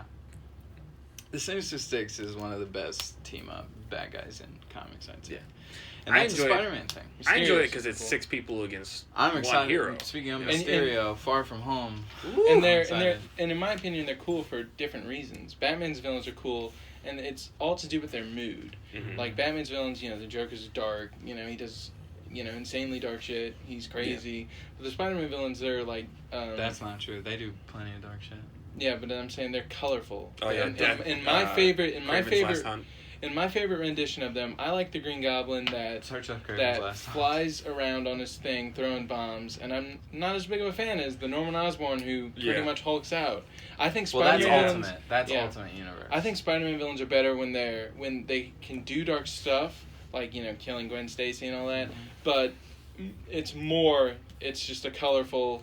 They're like, I'll get you, Spider-Man, while he's webbing around, quipping insults at him. I think that's what makes Spider-Man cool to me. Yeah. Carnage also sucked in the Ultimate Universe. Yeah. Carnage was Gwen Stacy's clone. Yeah. Yeah, that was stupid. Ultimate Universe is kind of hit and miss. Bro, you remember... It's more hit, but... The Axis... Did I ever talk to you about the Axis event in Marvel? Everybody in the Marvel Universe, all of their moral clocks... were reversed. Oh yeah. So Carnage was literally the ultimate good guy. He was a gooder. He was more of a goody two shoes than Spider-Man. Ooh. And but he was still Carnage. So it was so funny. He would save somebody from a burning building and be like, "You're welcome, citizen." And then they'd see Carnage and scream, and he just dropped one. And the Axis event sucked in many ways, but Superior Iron Man was pretty good. Yeah. And the one-off they did of Carnage, one of the best. Right. If you want to have a good laugh. I feel like it's stupid, but it's just funny. Yeah. Oh yeah. It's Carnage going around being the best moral superhero that has ever been written. Right. We can move on. Yeah, going back to E3. Yeah, E3 here. Most disappointing announcement, and mine is number 1 by a mile in my book. The Xbox Scorpio 2 Electric Boogaloo announcement, the Xbox Scarlet trailer. I noticed on your notice on your notes it says Xbox in all caps. Xbox Scarlet garbage. Well, because here's my thing. For the Scorpio, they did this exact same trailer. And I'm telling you, if you put the different logos on the different ones, you would never know the difference. Mm-hmm. It's so exactly the same. They could have used the exact same footage and nobody would have been able to discern either one. Mm-hmm. All you would have heard was, oh, they said 4K? That's weird. They already do 4K. You know what I mean? And then 8K would have been, well, the Xbox One X doesn't do 8K. That's weird. But that would have been the only two things you would have flopped. Mm-hmm. And it's just why even bother confirming you're working on the next Xbox in a formal trailer when we already know that's what you're doing and you're not ready to show anything? Right. They're not showing you any look at what the console's going to look like. They're not showing you any new controllers or any new details except for, hey, we've got so many teraflops and we can do 8K now. Right. It's like a hype train for the sake of doing a hype train. Right. It's nothing to show. It's just we're working on it. Yeah, you could have just have it be a quick read through for Phil Spencer. Yeah, we're working on the next Xbox. We'll have more details for you next year. It's just instead you have to go and give me a 2-minute trailer on nothing. Yeah, developers going, this thing eats other consoles for breakfast. When that exact same guy said the exact same thing about the Scarlet, or said the same thing about the Scorpio in the Scorpio trailer. Mm-hmm. It's this thing's a monster. It'd eat things for breakfast. And I'm just you couldn't get a different guy to do that line? It's the same footage. Yeah. They just reused it. Honestly, a lot of it looked like the same footage. Yeah. I'm not even kidding. Yo, this Xbox Scarlet eats things for breakfast. Yeah. They got overdub. Yeah. It was just such a, hey, we're Xbox, come suck our fucking dicks, you fucking weebs. Yeah. We know you do all these fucking achievements. And we know you will. Get on your fucking knees. Jesus Christ, suck me off. Hey, Ray, Michael, and Gavin, come suck my dick. Now you gotta tag them. We gotta get those clickbait views. Yeah. Keanu, Achievement Hunter. Mitch insults Ray, Michael, and Gavin? Question mark, question mark. Gone violent? Keanu calls in. Keanu calls in. The lads are pissed. Yeah, whichever one of you two wants to go. I can go. I don't have one for this. I couldn't find anything. Oh, okay. That's fine. I want to say Deathloop. What got you about that? If that's not going to be your one, I at least want to hear why. What is it was Deathloop? It's a Bethesda game that they revealed. I feel like I've asked this on the podcast. I'm getting some vibes of they're saying stuff and it's still not going to be good, but it's not Bethesda. I think Arcane's behind it. It's from the Dishonored guys. Which is I love the Dishonored game. I thought that's why Josh would be really into That's it. the only thing. That's the only thing that's making me, because if it was a Bethesda game, I'd be shitting all over it. But it's Arcane, and I trust Arcane. So I'm going to hold my opinions on Deathloop until, because I don't want to. I don't want to take a whole podcast and. Well, and it was just a cinematic trailer. Yeah, I don't want to take a whole podcast and shit on Deathloop, and then it's actually my game of the year, and then our 15 viewers at that point will be like, Freezing Cold Takes is coming in. Yeah. What's the premise of Deathloop? Do you remember that Tom Cruise movie? Independence Day. No, not Independence. What's it called? It's it changed names 4 times. Yeah. The Mummy. It's Live, Die, Repeat, I believe is its name currently. No, I have no idea what that is. It's essentially Groundhog Day. You know what Groundhog Day is? Nope. You just repeat the same day over. It's the Bill Murray movie where he dies. But the only thing that was kind of a twist on it is... Edge of Tomorrow. It's 2 people and they're on an island. Is that Morgan Freeman? No. Where he was in the white suit? There's the that's- pool, the clear pool. No, I don't think so. What is that? It's not Edge of Tomorrow, but I know what movie. We watched it We watched it a long time ago. We were still at Right, it would have been 3 years ago. maybe 4. Yeah, something like that.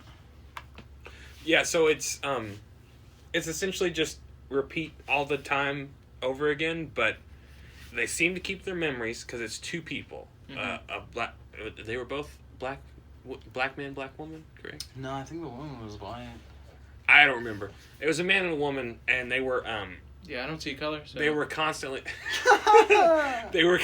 going back and forth. See this trailer. Right, they were constantly going back and forth trying to kill each other, and it seemed like they kept their memories, so you had to do it in different ways. So it screamed to me like that.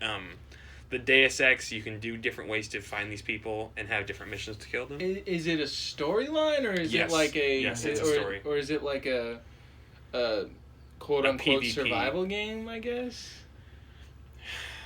Because it's it was just a cinematic. Alright. So it was interesting. It was it had a blaxploitation. Are they against each other? Yes. They were specifically hunting each other. So it's like PvP. Yeah, and it's well, no. Well, we don't know, but it seemed like it was you switch between the 2.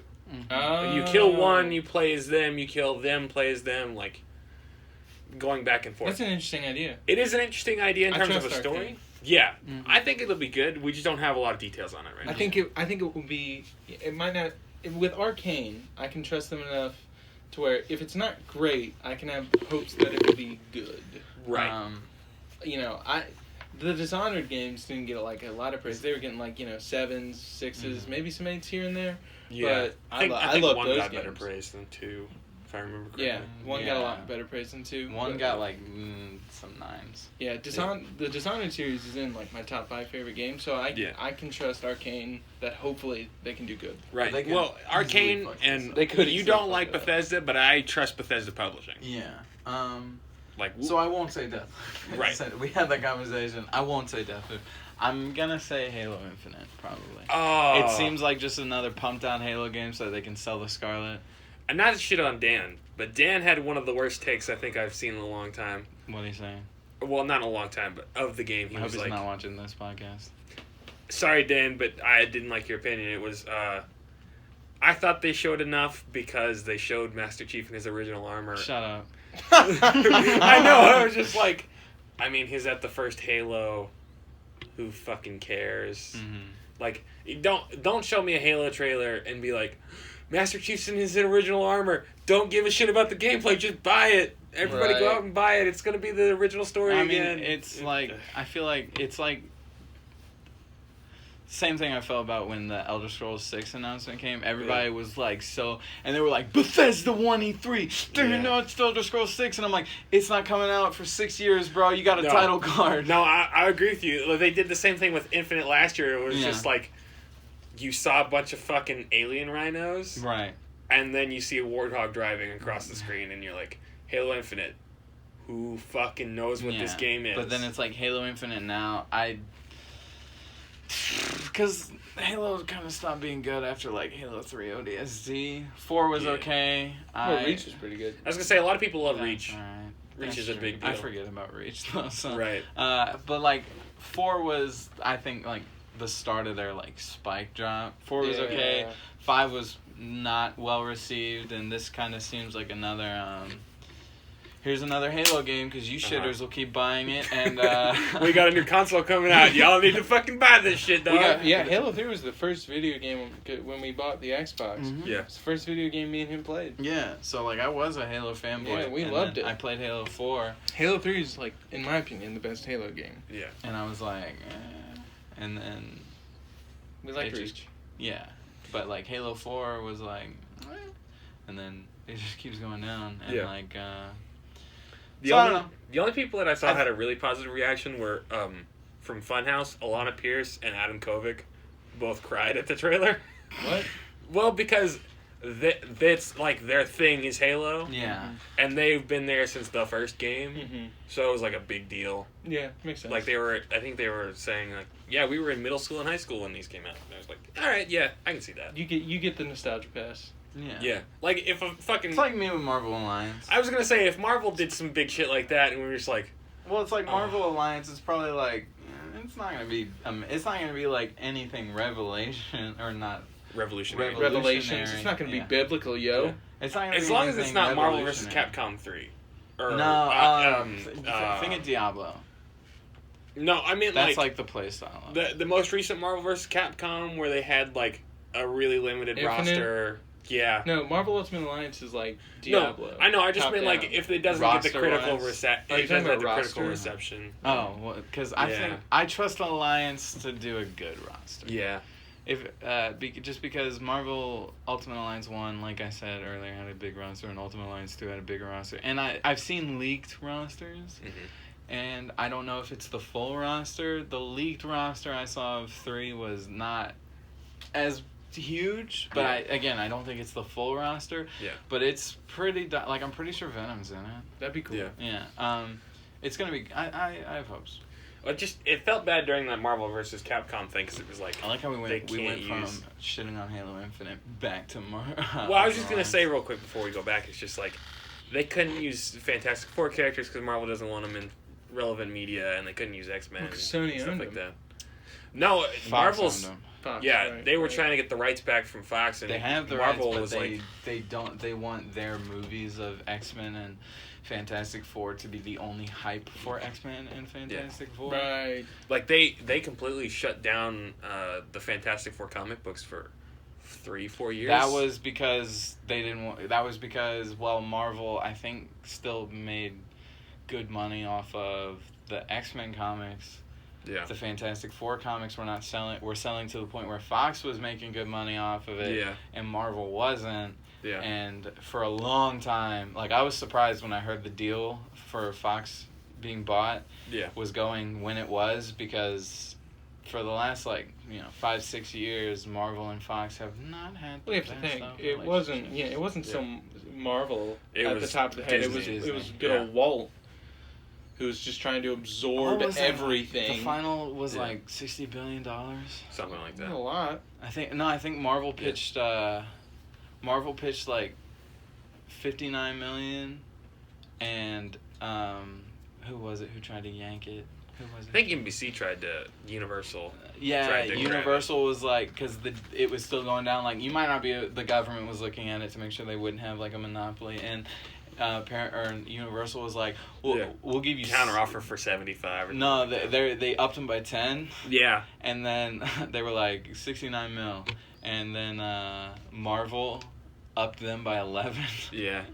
Which I like to think was personal. Yeah. They were like, yeah, all right, you want to up us by 10 billion? We'll flop this fucking MCU dick money on them. They were like, fuck you. They were like, we're gonna make this up our next movie. All right. So. You know, it'd be funny if they did it by 10 billion and $1. Oh, I'd love that. If they up somebody. Because if it's a cent, it's nothing. But just $1, that's intent. Yeah. It's like you guys probably won't get this very well, but Alex Rodriguez was a baseball player in like 2000. He was getting a new contract in like 2007, and the highest money that anybody had ever signed for in any sport was it was like 90 or it's close to like it was like $121 million. Kevin Garnett signed it in the NBA, and Alex Rodriguez wanted to exactly double because baseball doesn't have a salary cap. Right. So he was like, give me exactly double of this because I want to be walking around here the highest paid motherfucker in sports. That's funny. Are we ready to move on? Have you said yours? I didn't have one. Oh, yeah, he didn't have one. Because we got 40 minutes. Second to last one. Conference winner. Well, because can we do I think game of the show should be before conference winner. Let me tell you why I want to do that first. Because I feel like we're going to spend a lot more time on game of the year. Okay. Or game of the show. That's fine. Because for me, my conference winner, I think they have a game of the show. Really? Yeah. Okay. My conference winner is CD Projekt Red. Oh, they didn't have a conference. Or conference. Oh, right. Fuck. Like, I thought you meant Xbox, in general. Ubisoft. Oh, okay. I was looking at each individual developer. No, like Square Enix. Oh, well, now I'm going to have like one of those big conferences. I'm actually going to have to look at these. Because I was just like, it was like conference winner, and I was like, does he mean like... No, I mean like... The big picture, or do you mean like out of Microsoft? Yeah, out of Nintendo? Microsoft, Nintendo, Ubisoft, Square Enix... Well, fuck, which one was CD Projekt Red a part? They were part of Xbox? Yeah, they had Microsoft. Well, let me look. Nintendo. It's gonna be. I like how Halo Infinite put such a bad taste in his mouth. And then CD Projekt Red just fucking. Yeah. No. He was like, the look on his face was like, all right, I'll give it to them. But then he thought back and he was like, I don't know if they deserve this. Yeah. Well, it's just like, ugh. Microsoft has some good things. They also have a couple shitters. Listen, no, Microsoft did a solid job, and if Sony was there, they would have kicked their ass. Oh, absolutely. You know what I mean? Like, Sony's always even if Sony didn't have much to show, they would have gotten a lot of the third-party things. Sony probably would. Microsoft was the best de facto winner. Well, hold on. Okay, this is a decider. Take Two. Who were they with? If they were with Xbox. EA. Okay. Well, that makes it hard. EA doesn't really count, though, because they didn't have a press conference. Sports. It was just like a day they did a thing. Oh, okay. So, like, Borderlands 3 was with EA? Xbox had Borderlands. Oh, yeah, Borderlands 3. I totally that's what I mean. that Take-Two Interactive does Borderlands. And so, with that, I'll give Cyberpunk, Gears 5, 5, and Borderlands 3... With, I guess, Deathloop. I'll give it to Xbox over Nintendo. So I'll give it to Xbox. I'm excited for Borderlands 3. I want to replay Borderlands 2 so bad because of it. Mm-hmm. We keep talking about playing it, but we haven't yet. Oh yeah, Dan wants to get like everybody. He wants that. We want to have 4 people who we all play through Borderlands 2. Yeah. And every time we have people on, I'm like, are we gonna actually play it? And we end up playing like Red Dead or Siege. Yeah. Or if I'm on, we play Overwatch. Yeah. That's a game you gotta like sit down and play. Yeah, you can't just casually play Borderlands for... Yeah, that's not like let's play a couple of rounds of Borderlands. Yeah. It's because you get invested. Well, we want to start from level 1 and that whole big Krieg deal. is awesome. Yeah, I'm probably Krieg is one of my favorite video game characters, period. Yeah. Borderlands has a lot of charismatic characters. Mm-hmm. Right. But just the psycho that you can play is amazing. Yeah. So I'll give it to Xbox because of Borderlands 3, Gears 5, and Cyberpunk. Because of that mostly solid B-. Yeah, mostly because Cyberpunk, I mean, like, if you just look at E3, like, how things like... It was moment of the conference. Things like Baldur's Gate, Wolfenstein. Yeah. I think a big reason a lot of those like underrated, undercovered games got covered is because Cyberpunk swamped the news. I mean, like if you search up E3 and like best moments of E3, most of those thumbnails are Keanu. Yeah, and that's what I mean, especially because they had an A-list actor. Yeah. Come out on stage. Yeah, Keanu's giant boot just stomped everything in a good way. And they got the official release date too, which is a big deal. April. Oh yeah. So like one of the most anticipated year, games, one of the top actors in Hollywood right now, and a release date. Like you can't beat Is it. he a top actor in Hollywood? Yeah. Now. After like John Wick. This is like his year. Yeah. You know what I mean? It's like how, speaking of his year, because like how Josh Brolin was top actor last year. Yeah, because he was Cable and Thanos. Yeah. He's like the highest grossing actor last year in terms of box office. Fucking bang. He probably, like, if he didn't want to, he probably wouldn't need to act for a solid stint. And he would... If he wanted he could coast on that money. Well, dude, they're about to Did you see what Feige revealed? Which one? Speaking of Kevin Feige. What about? Did you see what he confirmed the talks of? Keanu in the MCU. Yeah. I don't know if there's a character I want him to play, though. Well, hold on. Here, let's go through. For you guys. Yeah. Yeah. For conference winner. Let me correct you. Oh, what? For you guy. I was gonna do Keanu MCU. What character you want to see him play? Oh. Everybody go through. I'm gonna be honest. The only one I can see him playing is Forge, the X-Men character. That'd be cool. Yeah. I'd actually be down for that because I feel like he could do a lot of good character shit, and it wouldn't be like oh yeah, he's fucking Captain Britain. As long as he does name. Gunplay like John Wick as Forge. Well, Sentinel, moving on. Sentinel. He wouldn't be a good voice for Sentinel. No, well, Sentinel wouldn't be a good character in the MCU because he's pretty much overpowered Superman. You're thinking Sentry. Sentry, that's what I meant to say. Sentry. We were moving on. We were both thinking like, fucking Sentinels. What the fuck are you talking about? Sentry moving on. It would be okay. But it would once again, you'd have to like write him out of everything. Have fucking I feel like making him blonde would be weird. Have Keanu be Adam Warlock. Oh my god. That's actually the biggest rumor. Yeah. Is he's gonna be Adam Warlock. Dude, Keanu in Guardians of the Galaxy. I would pay good money to watch that. I'd actually like Zac Efron. I heard Zac Efron was in the talks to be Adam Warlock. For me, now they have Fox. Easy pick, Keanu Silver Surfer. Oh my god. That's a good idea. Mm-hmm. You don't even have to worry about like how he looks because it's mostly CG. Yeah. He might. I mean, it would either Silver Surfer now has Keanu hair, or I was thinking that'd be weird. Or you just gotta make the Silver Surfer. I was thinking of just chrome bodysuit. Why go CG? Yeah. You could do the thing where Silver Surfer he's worthy. Yeah. So you could do Silver Surfer, old, fucking what's his face, Clint Eastwood. Oh yeah. Cap and Keanu Silver Surfer each have a Mjolnir. Right. That'd be a terrible scene. That'd be so bad. So he also gets the symbiote. Just pile everything on Keanu. Right.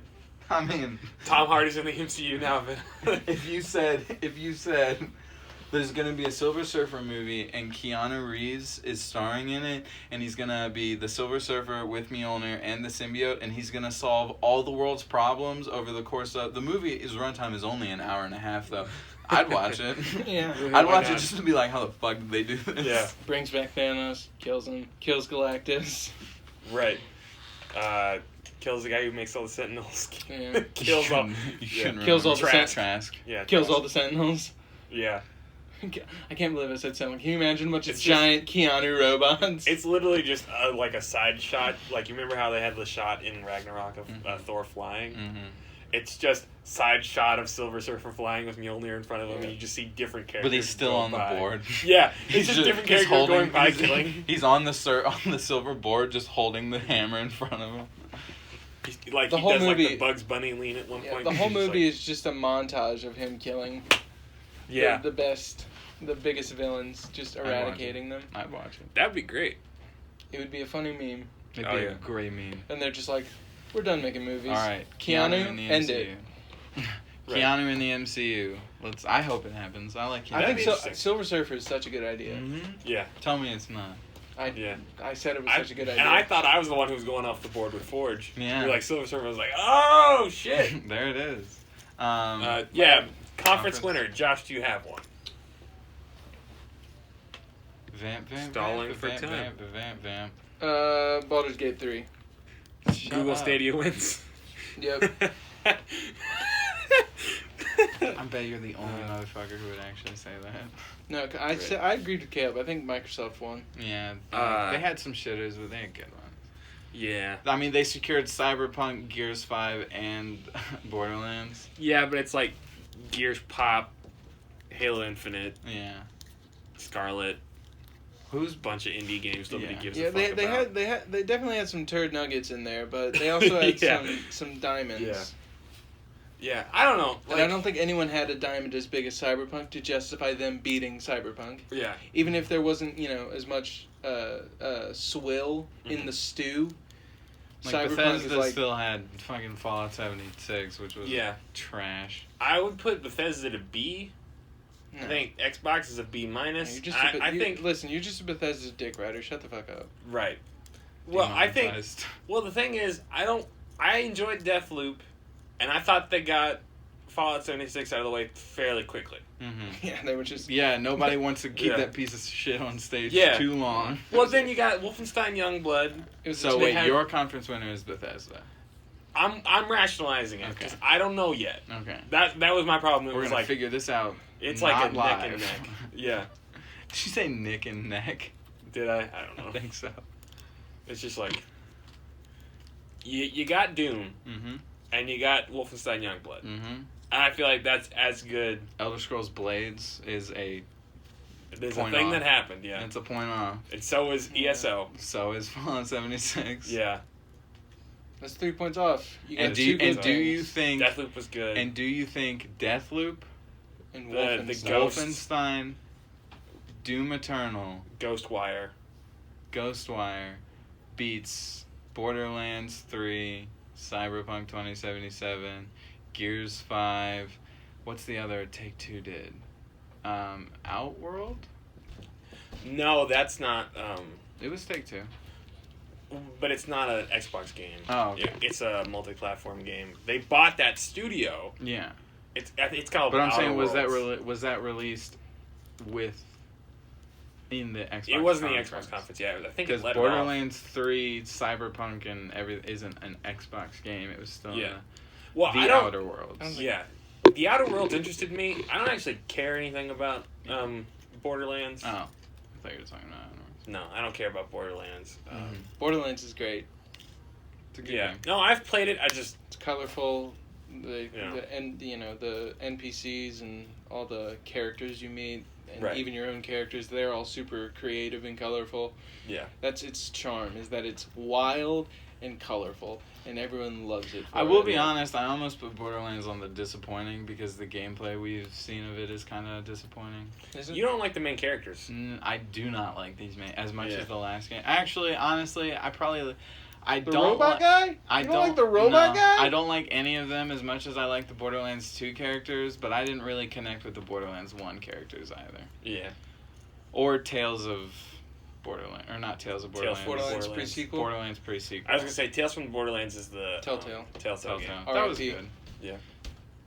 But... R.I.P. Yeah. Can we get an F in chat? But ladies and gentlemen, put F in the comments. Borderlands 2 is definitely my favorite Borderlands game. Oh yeah, it's so good. Like, you had Krieg, you had Zero, you had Salvador, Axel I didn't really care about. You had, what is her, the Siren? Maya. You had Gage. The only one I didn't care about was the turret guy, and that's just because it kind of felt like they reskinned Roland from Borderlands 1. I'm more interested in them now, but for a game with wacky characters who are like sort of customizable and everything, it was a little weirded out that like when you didn't know who the villain was at first and you see that one dude and that one girl walking down the hallway, and I'm like, oh, they look badass. I hope they're the playable characters, and then all the playable characters don't really look that cool. I'm like, damn. Yeah. I think the robot guy looks awesome. That's good for you. Yeah. What's going on? What are you doing? What are you doing? Borderlands. Hard cut. Yeah. Another hard cut, but it'll be alright. I don't know, I guess we probably ought to start headed towards the wrap-up here. Yeah. With the game of the show, and I feel like we're all going to have the same one. 3, 2, 1. Baldur's Gate Cyberpunk. 3. Shut up. You're such a liar. I'm so excited for that game, man. You're so excited, but I love mind flayers. I love aberrations. I love like the weird Cthulhu stuff. I just feel like we're not as big of D&D nerds as him. I was just going to say, you got to think, he's the DM. Yeah, you gotta think. I spend hours, literally some writing days, these things. right? Because I don't use a module, boy. I write it, so I have to spend hours looking through everything. Yeah, that's true. I spend a lot of time on your all's backstories. That's true. Fun tip: if you all want to play D&D, give your character amnesia. You don't got to do a lick of work. I know. We both have amnesia characters, and we're just like, I don't know what the fuck happened to him. Josh, what do you got? It's just, oh, okay, that's cool. Well, yours was more easy because when I was telling you all about like the lore in my world, giants used to run the whole continent. Yeah. A prophet came, enticed the giant with the idea of power, but then betrayed him. Right. And you liked all the giant lore and Warforged are a thing, and when Mitch wanted to play a Warforged, I added them to the world by saying that there's not as many giants as there are the smaller races, like elves, humans, and so to properly police the whole continent, they created metal men. Warforged are like pretty much cyborgs. They're like, T-1000s. They're not cyborgs. They're like T-1000, That's a robot. I think you're thinking T-800s. Right. T-1000s are the liquid metal ones. Yeah, I meant T-800s. Bro, that's like talking about great movie villains. Yeah. T-1000. Liquid Terminator. Oh, T2's like the best Terminator. It is. Like, there is no question. It's I love the new ones. Just like, forget everything after T2. Yeah. They just keep doing that too. It's like, forget T3, forget Salvation. Genesis. Yeah, I told Caleb, there's a meme that I really like that my favorite monster is hags, and I do enjoy a good hag, but my favorite is aberrations, because it's like all the weird, mind warpy, Cthulhu type shit, and I'm huge into that. Yeah. Not in like a sex way. No, so what? So you weren't lying. What? Baldur's Gate 3 is your game of the year. Yeah, I'm game so of the excited. show. Game of the show. You're gonna pick that over having Keanu Reeves as your Joker from Arkham Knight. The 30-second cinematic reveal beats the entire Cyberpunk conference, the trailer, and what we've heard of the closed doors demo that'll probably be released to the public later this month. I think they were saying it was September. Was when they were planning on releasing that. Oh, Can I answer your question? Yeah. Yes. That's stupid. I'm sorry. Everybody's allowed to have their own opinion and all that bullshit, but your opinion's wrong. So. I think Cyberpunk could still flop.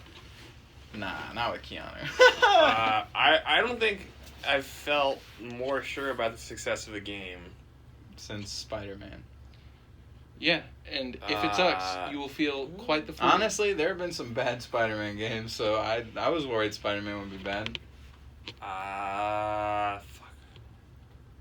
God, now I gotta think of the last thing I had that much faith in. Wolfenstein? No. You got into it after it was out, didn't you? Yeah, the first one. I got Wolfenstein 2. I knew that was gonna be good, but I knew it wasn't gonna sell very well. Mm-hmm. But, I think Cyberpunk is gonna be selling really well for a while. Skyrim levels of selling. I'd buy the jacket if they released the jacket. There's actually a version of the jacket. Oh, nice. Yeah. It's reversible, and the other side is a yellow with the Cyberpunk logo on the back of it. That's cool. Yeah, it's reversible. That's stupid. I just want it for the cool side. I don't care about the fucking logo in the yellow. Yeah, that's true. But, yeah, that's insanely stupid. Why not make it practical? Have a cool underside, Right. Oh, it's reversible. Okay, well, that just means when the wind flows, you're going to look like an idiot. Yeah, it's just going to be fucking neon yellow. Yeah, you got a cool side, and then it's like, hello, boys!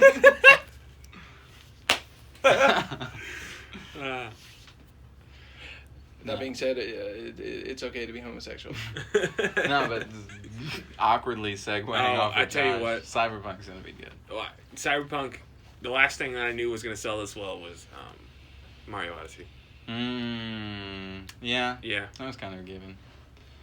I mean, people are going to pre-order the shit out of Cyberpunk too, which is only going to they've got a good pre-order deal. Give their funding too.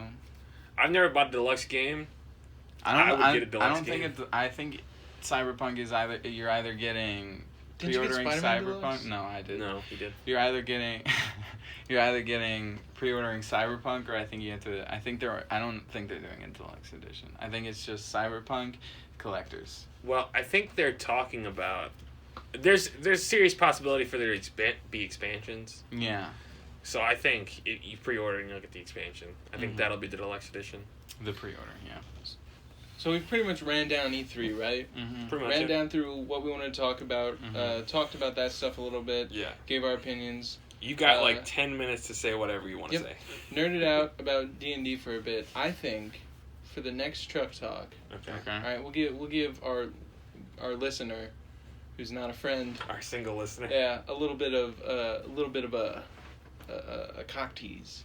So one of the as if you didn't listen to the previous podcast, Truck Talk was a thing that we did in college when we would want to hang out and talk about weird, not weird, but talk about our nerdy stuff. Well, not exactly nerdy, cinematic. It was essentially just whatever the fuck we wanted. Yeah, to talk about anything.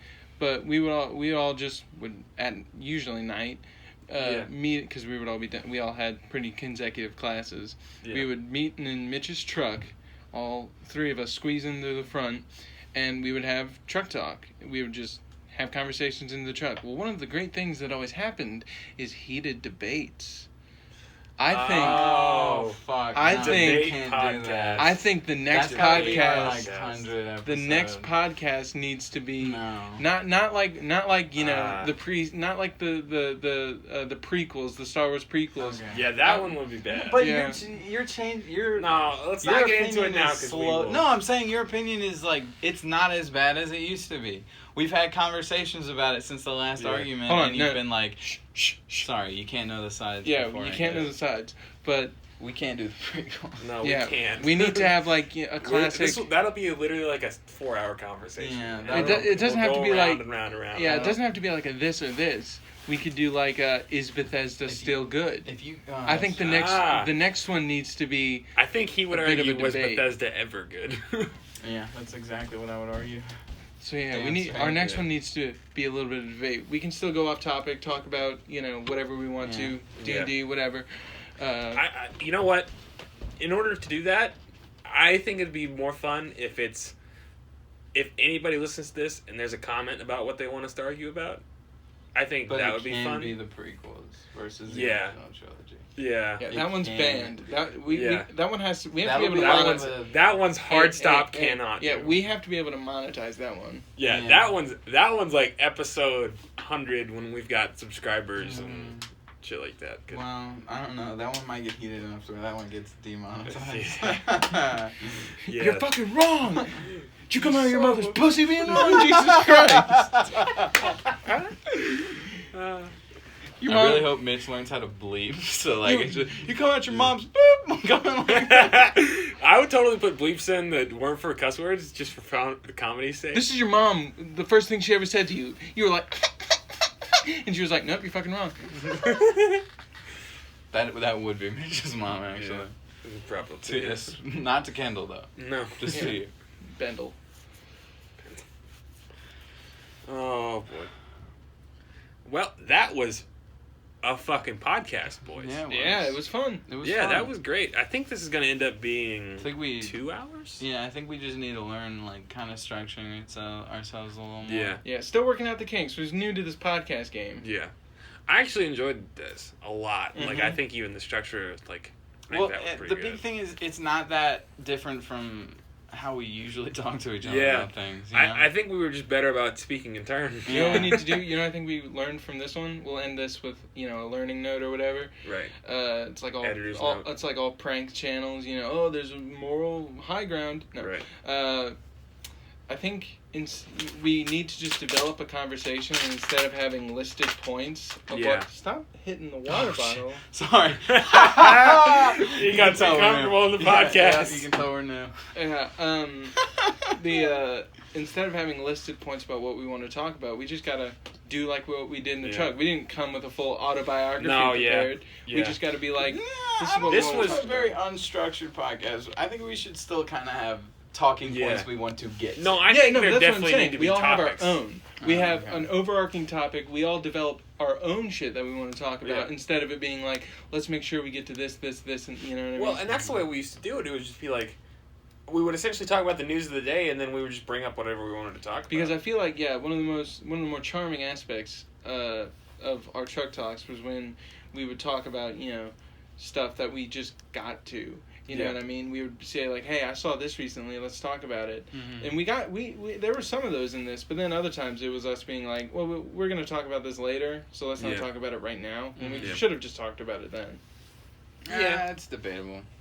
Everything's debatable. See that? Get fucked. See that? Started it. I don't know if a debate podcast. I don't think for podcast 2. No, definitely not 3. I think we could do like Bethesda. We could do something softcore. Definitely not. No, it's got to be something we don't disagree about that much. Yeah. Definitely not one of our harder hitting debates where we just shit all over Mitch. Yeah, well, and the thing about it is Mitch and I argue with each other more than you and Mitch argue. Yeah. Well, Josh usually either is the third party or he'll agree with one of us, and And and when there's only 3 people, when it's 2-on-1, oh my god. I think it would be fun if Josh was the host for that. Yeah, as the moderator. Yeah, I think that would be pretty fun. We'll have to. Maybe eventually we'll just do a debate show. With cameras and shit. That'd be cool. It's like an honest version of what the Completionist did. Yeah. With that video game courtroom thing. But instead of it just being the internet versus him, it's like actual ideas. Right. So.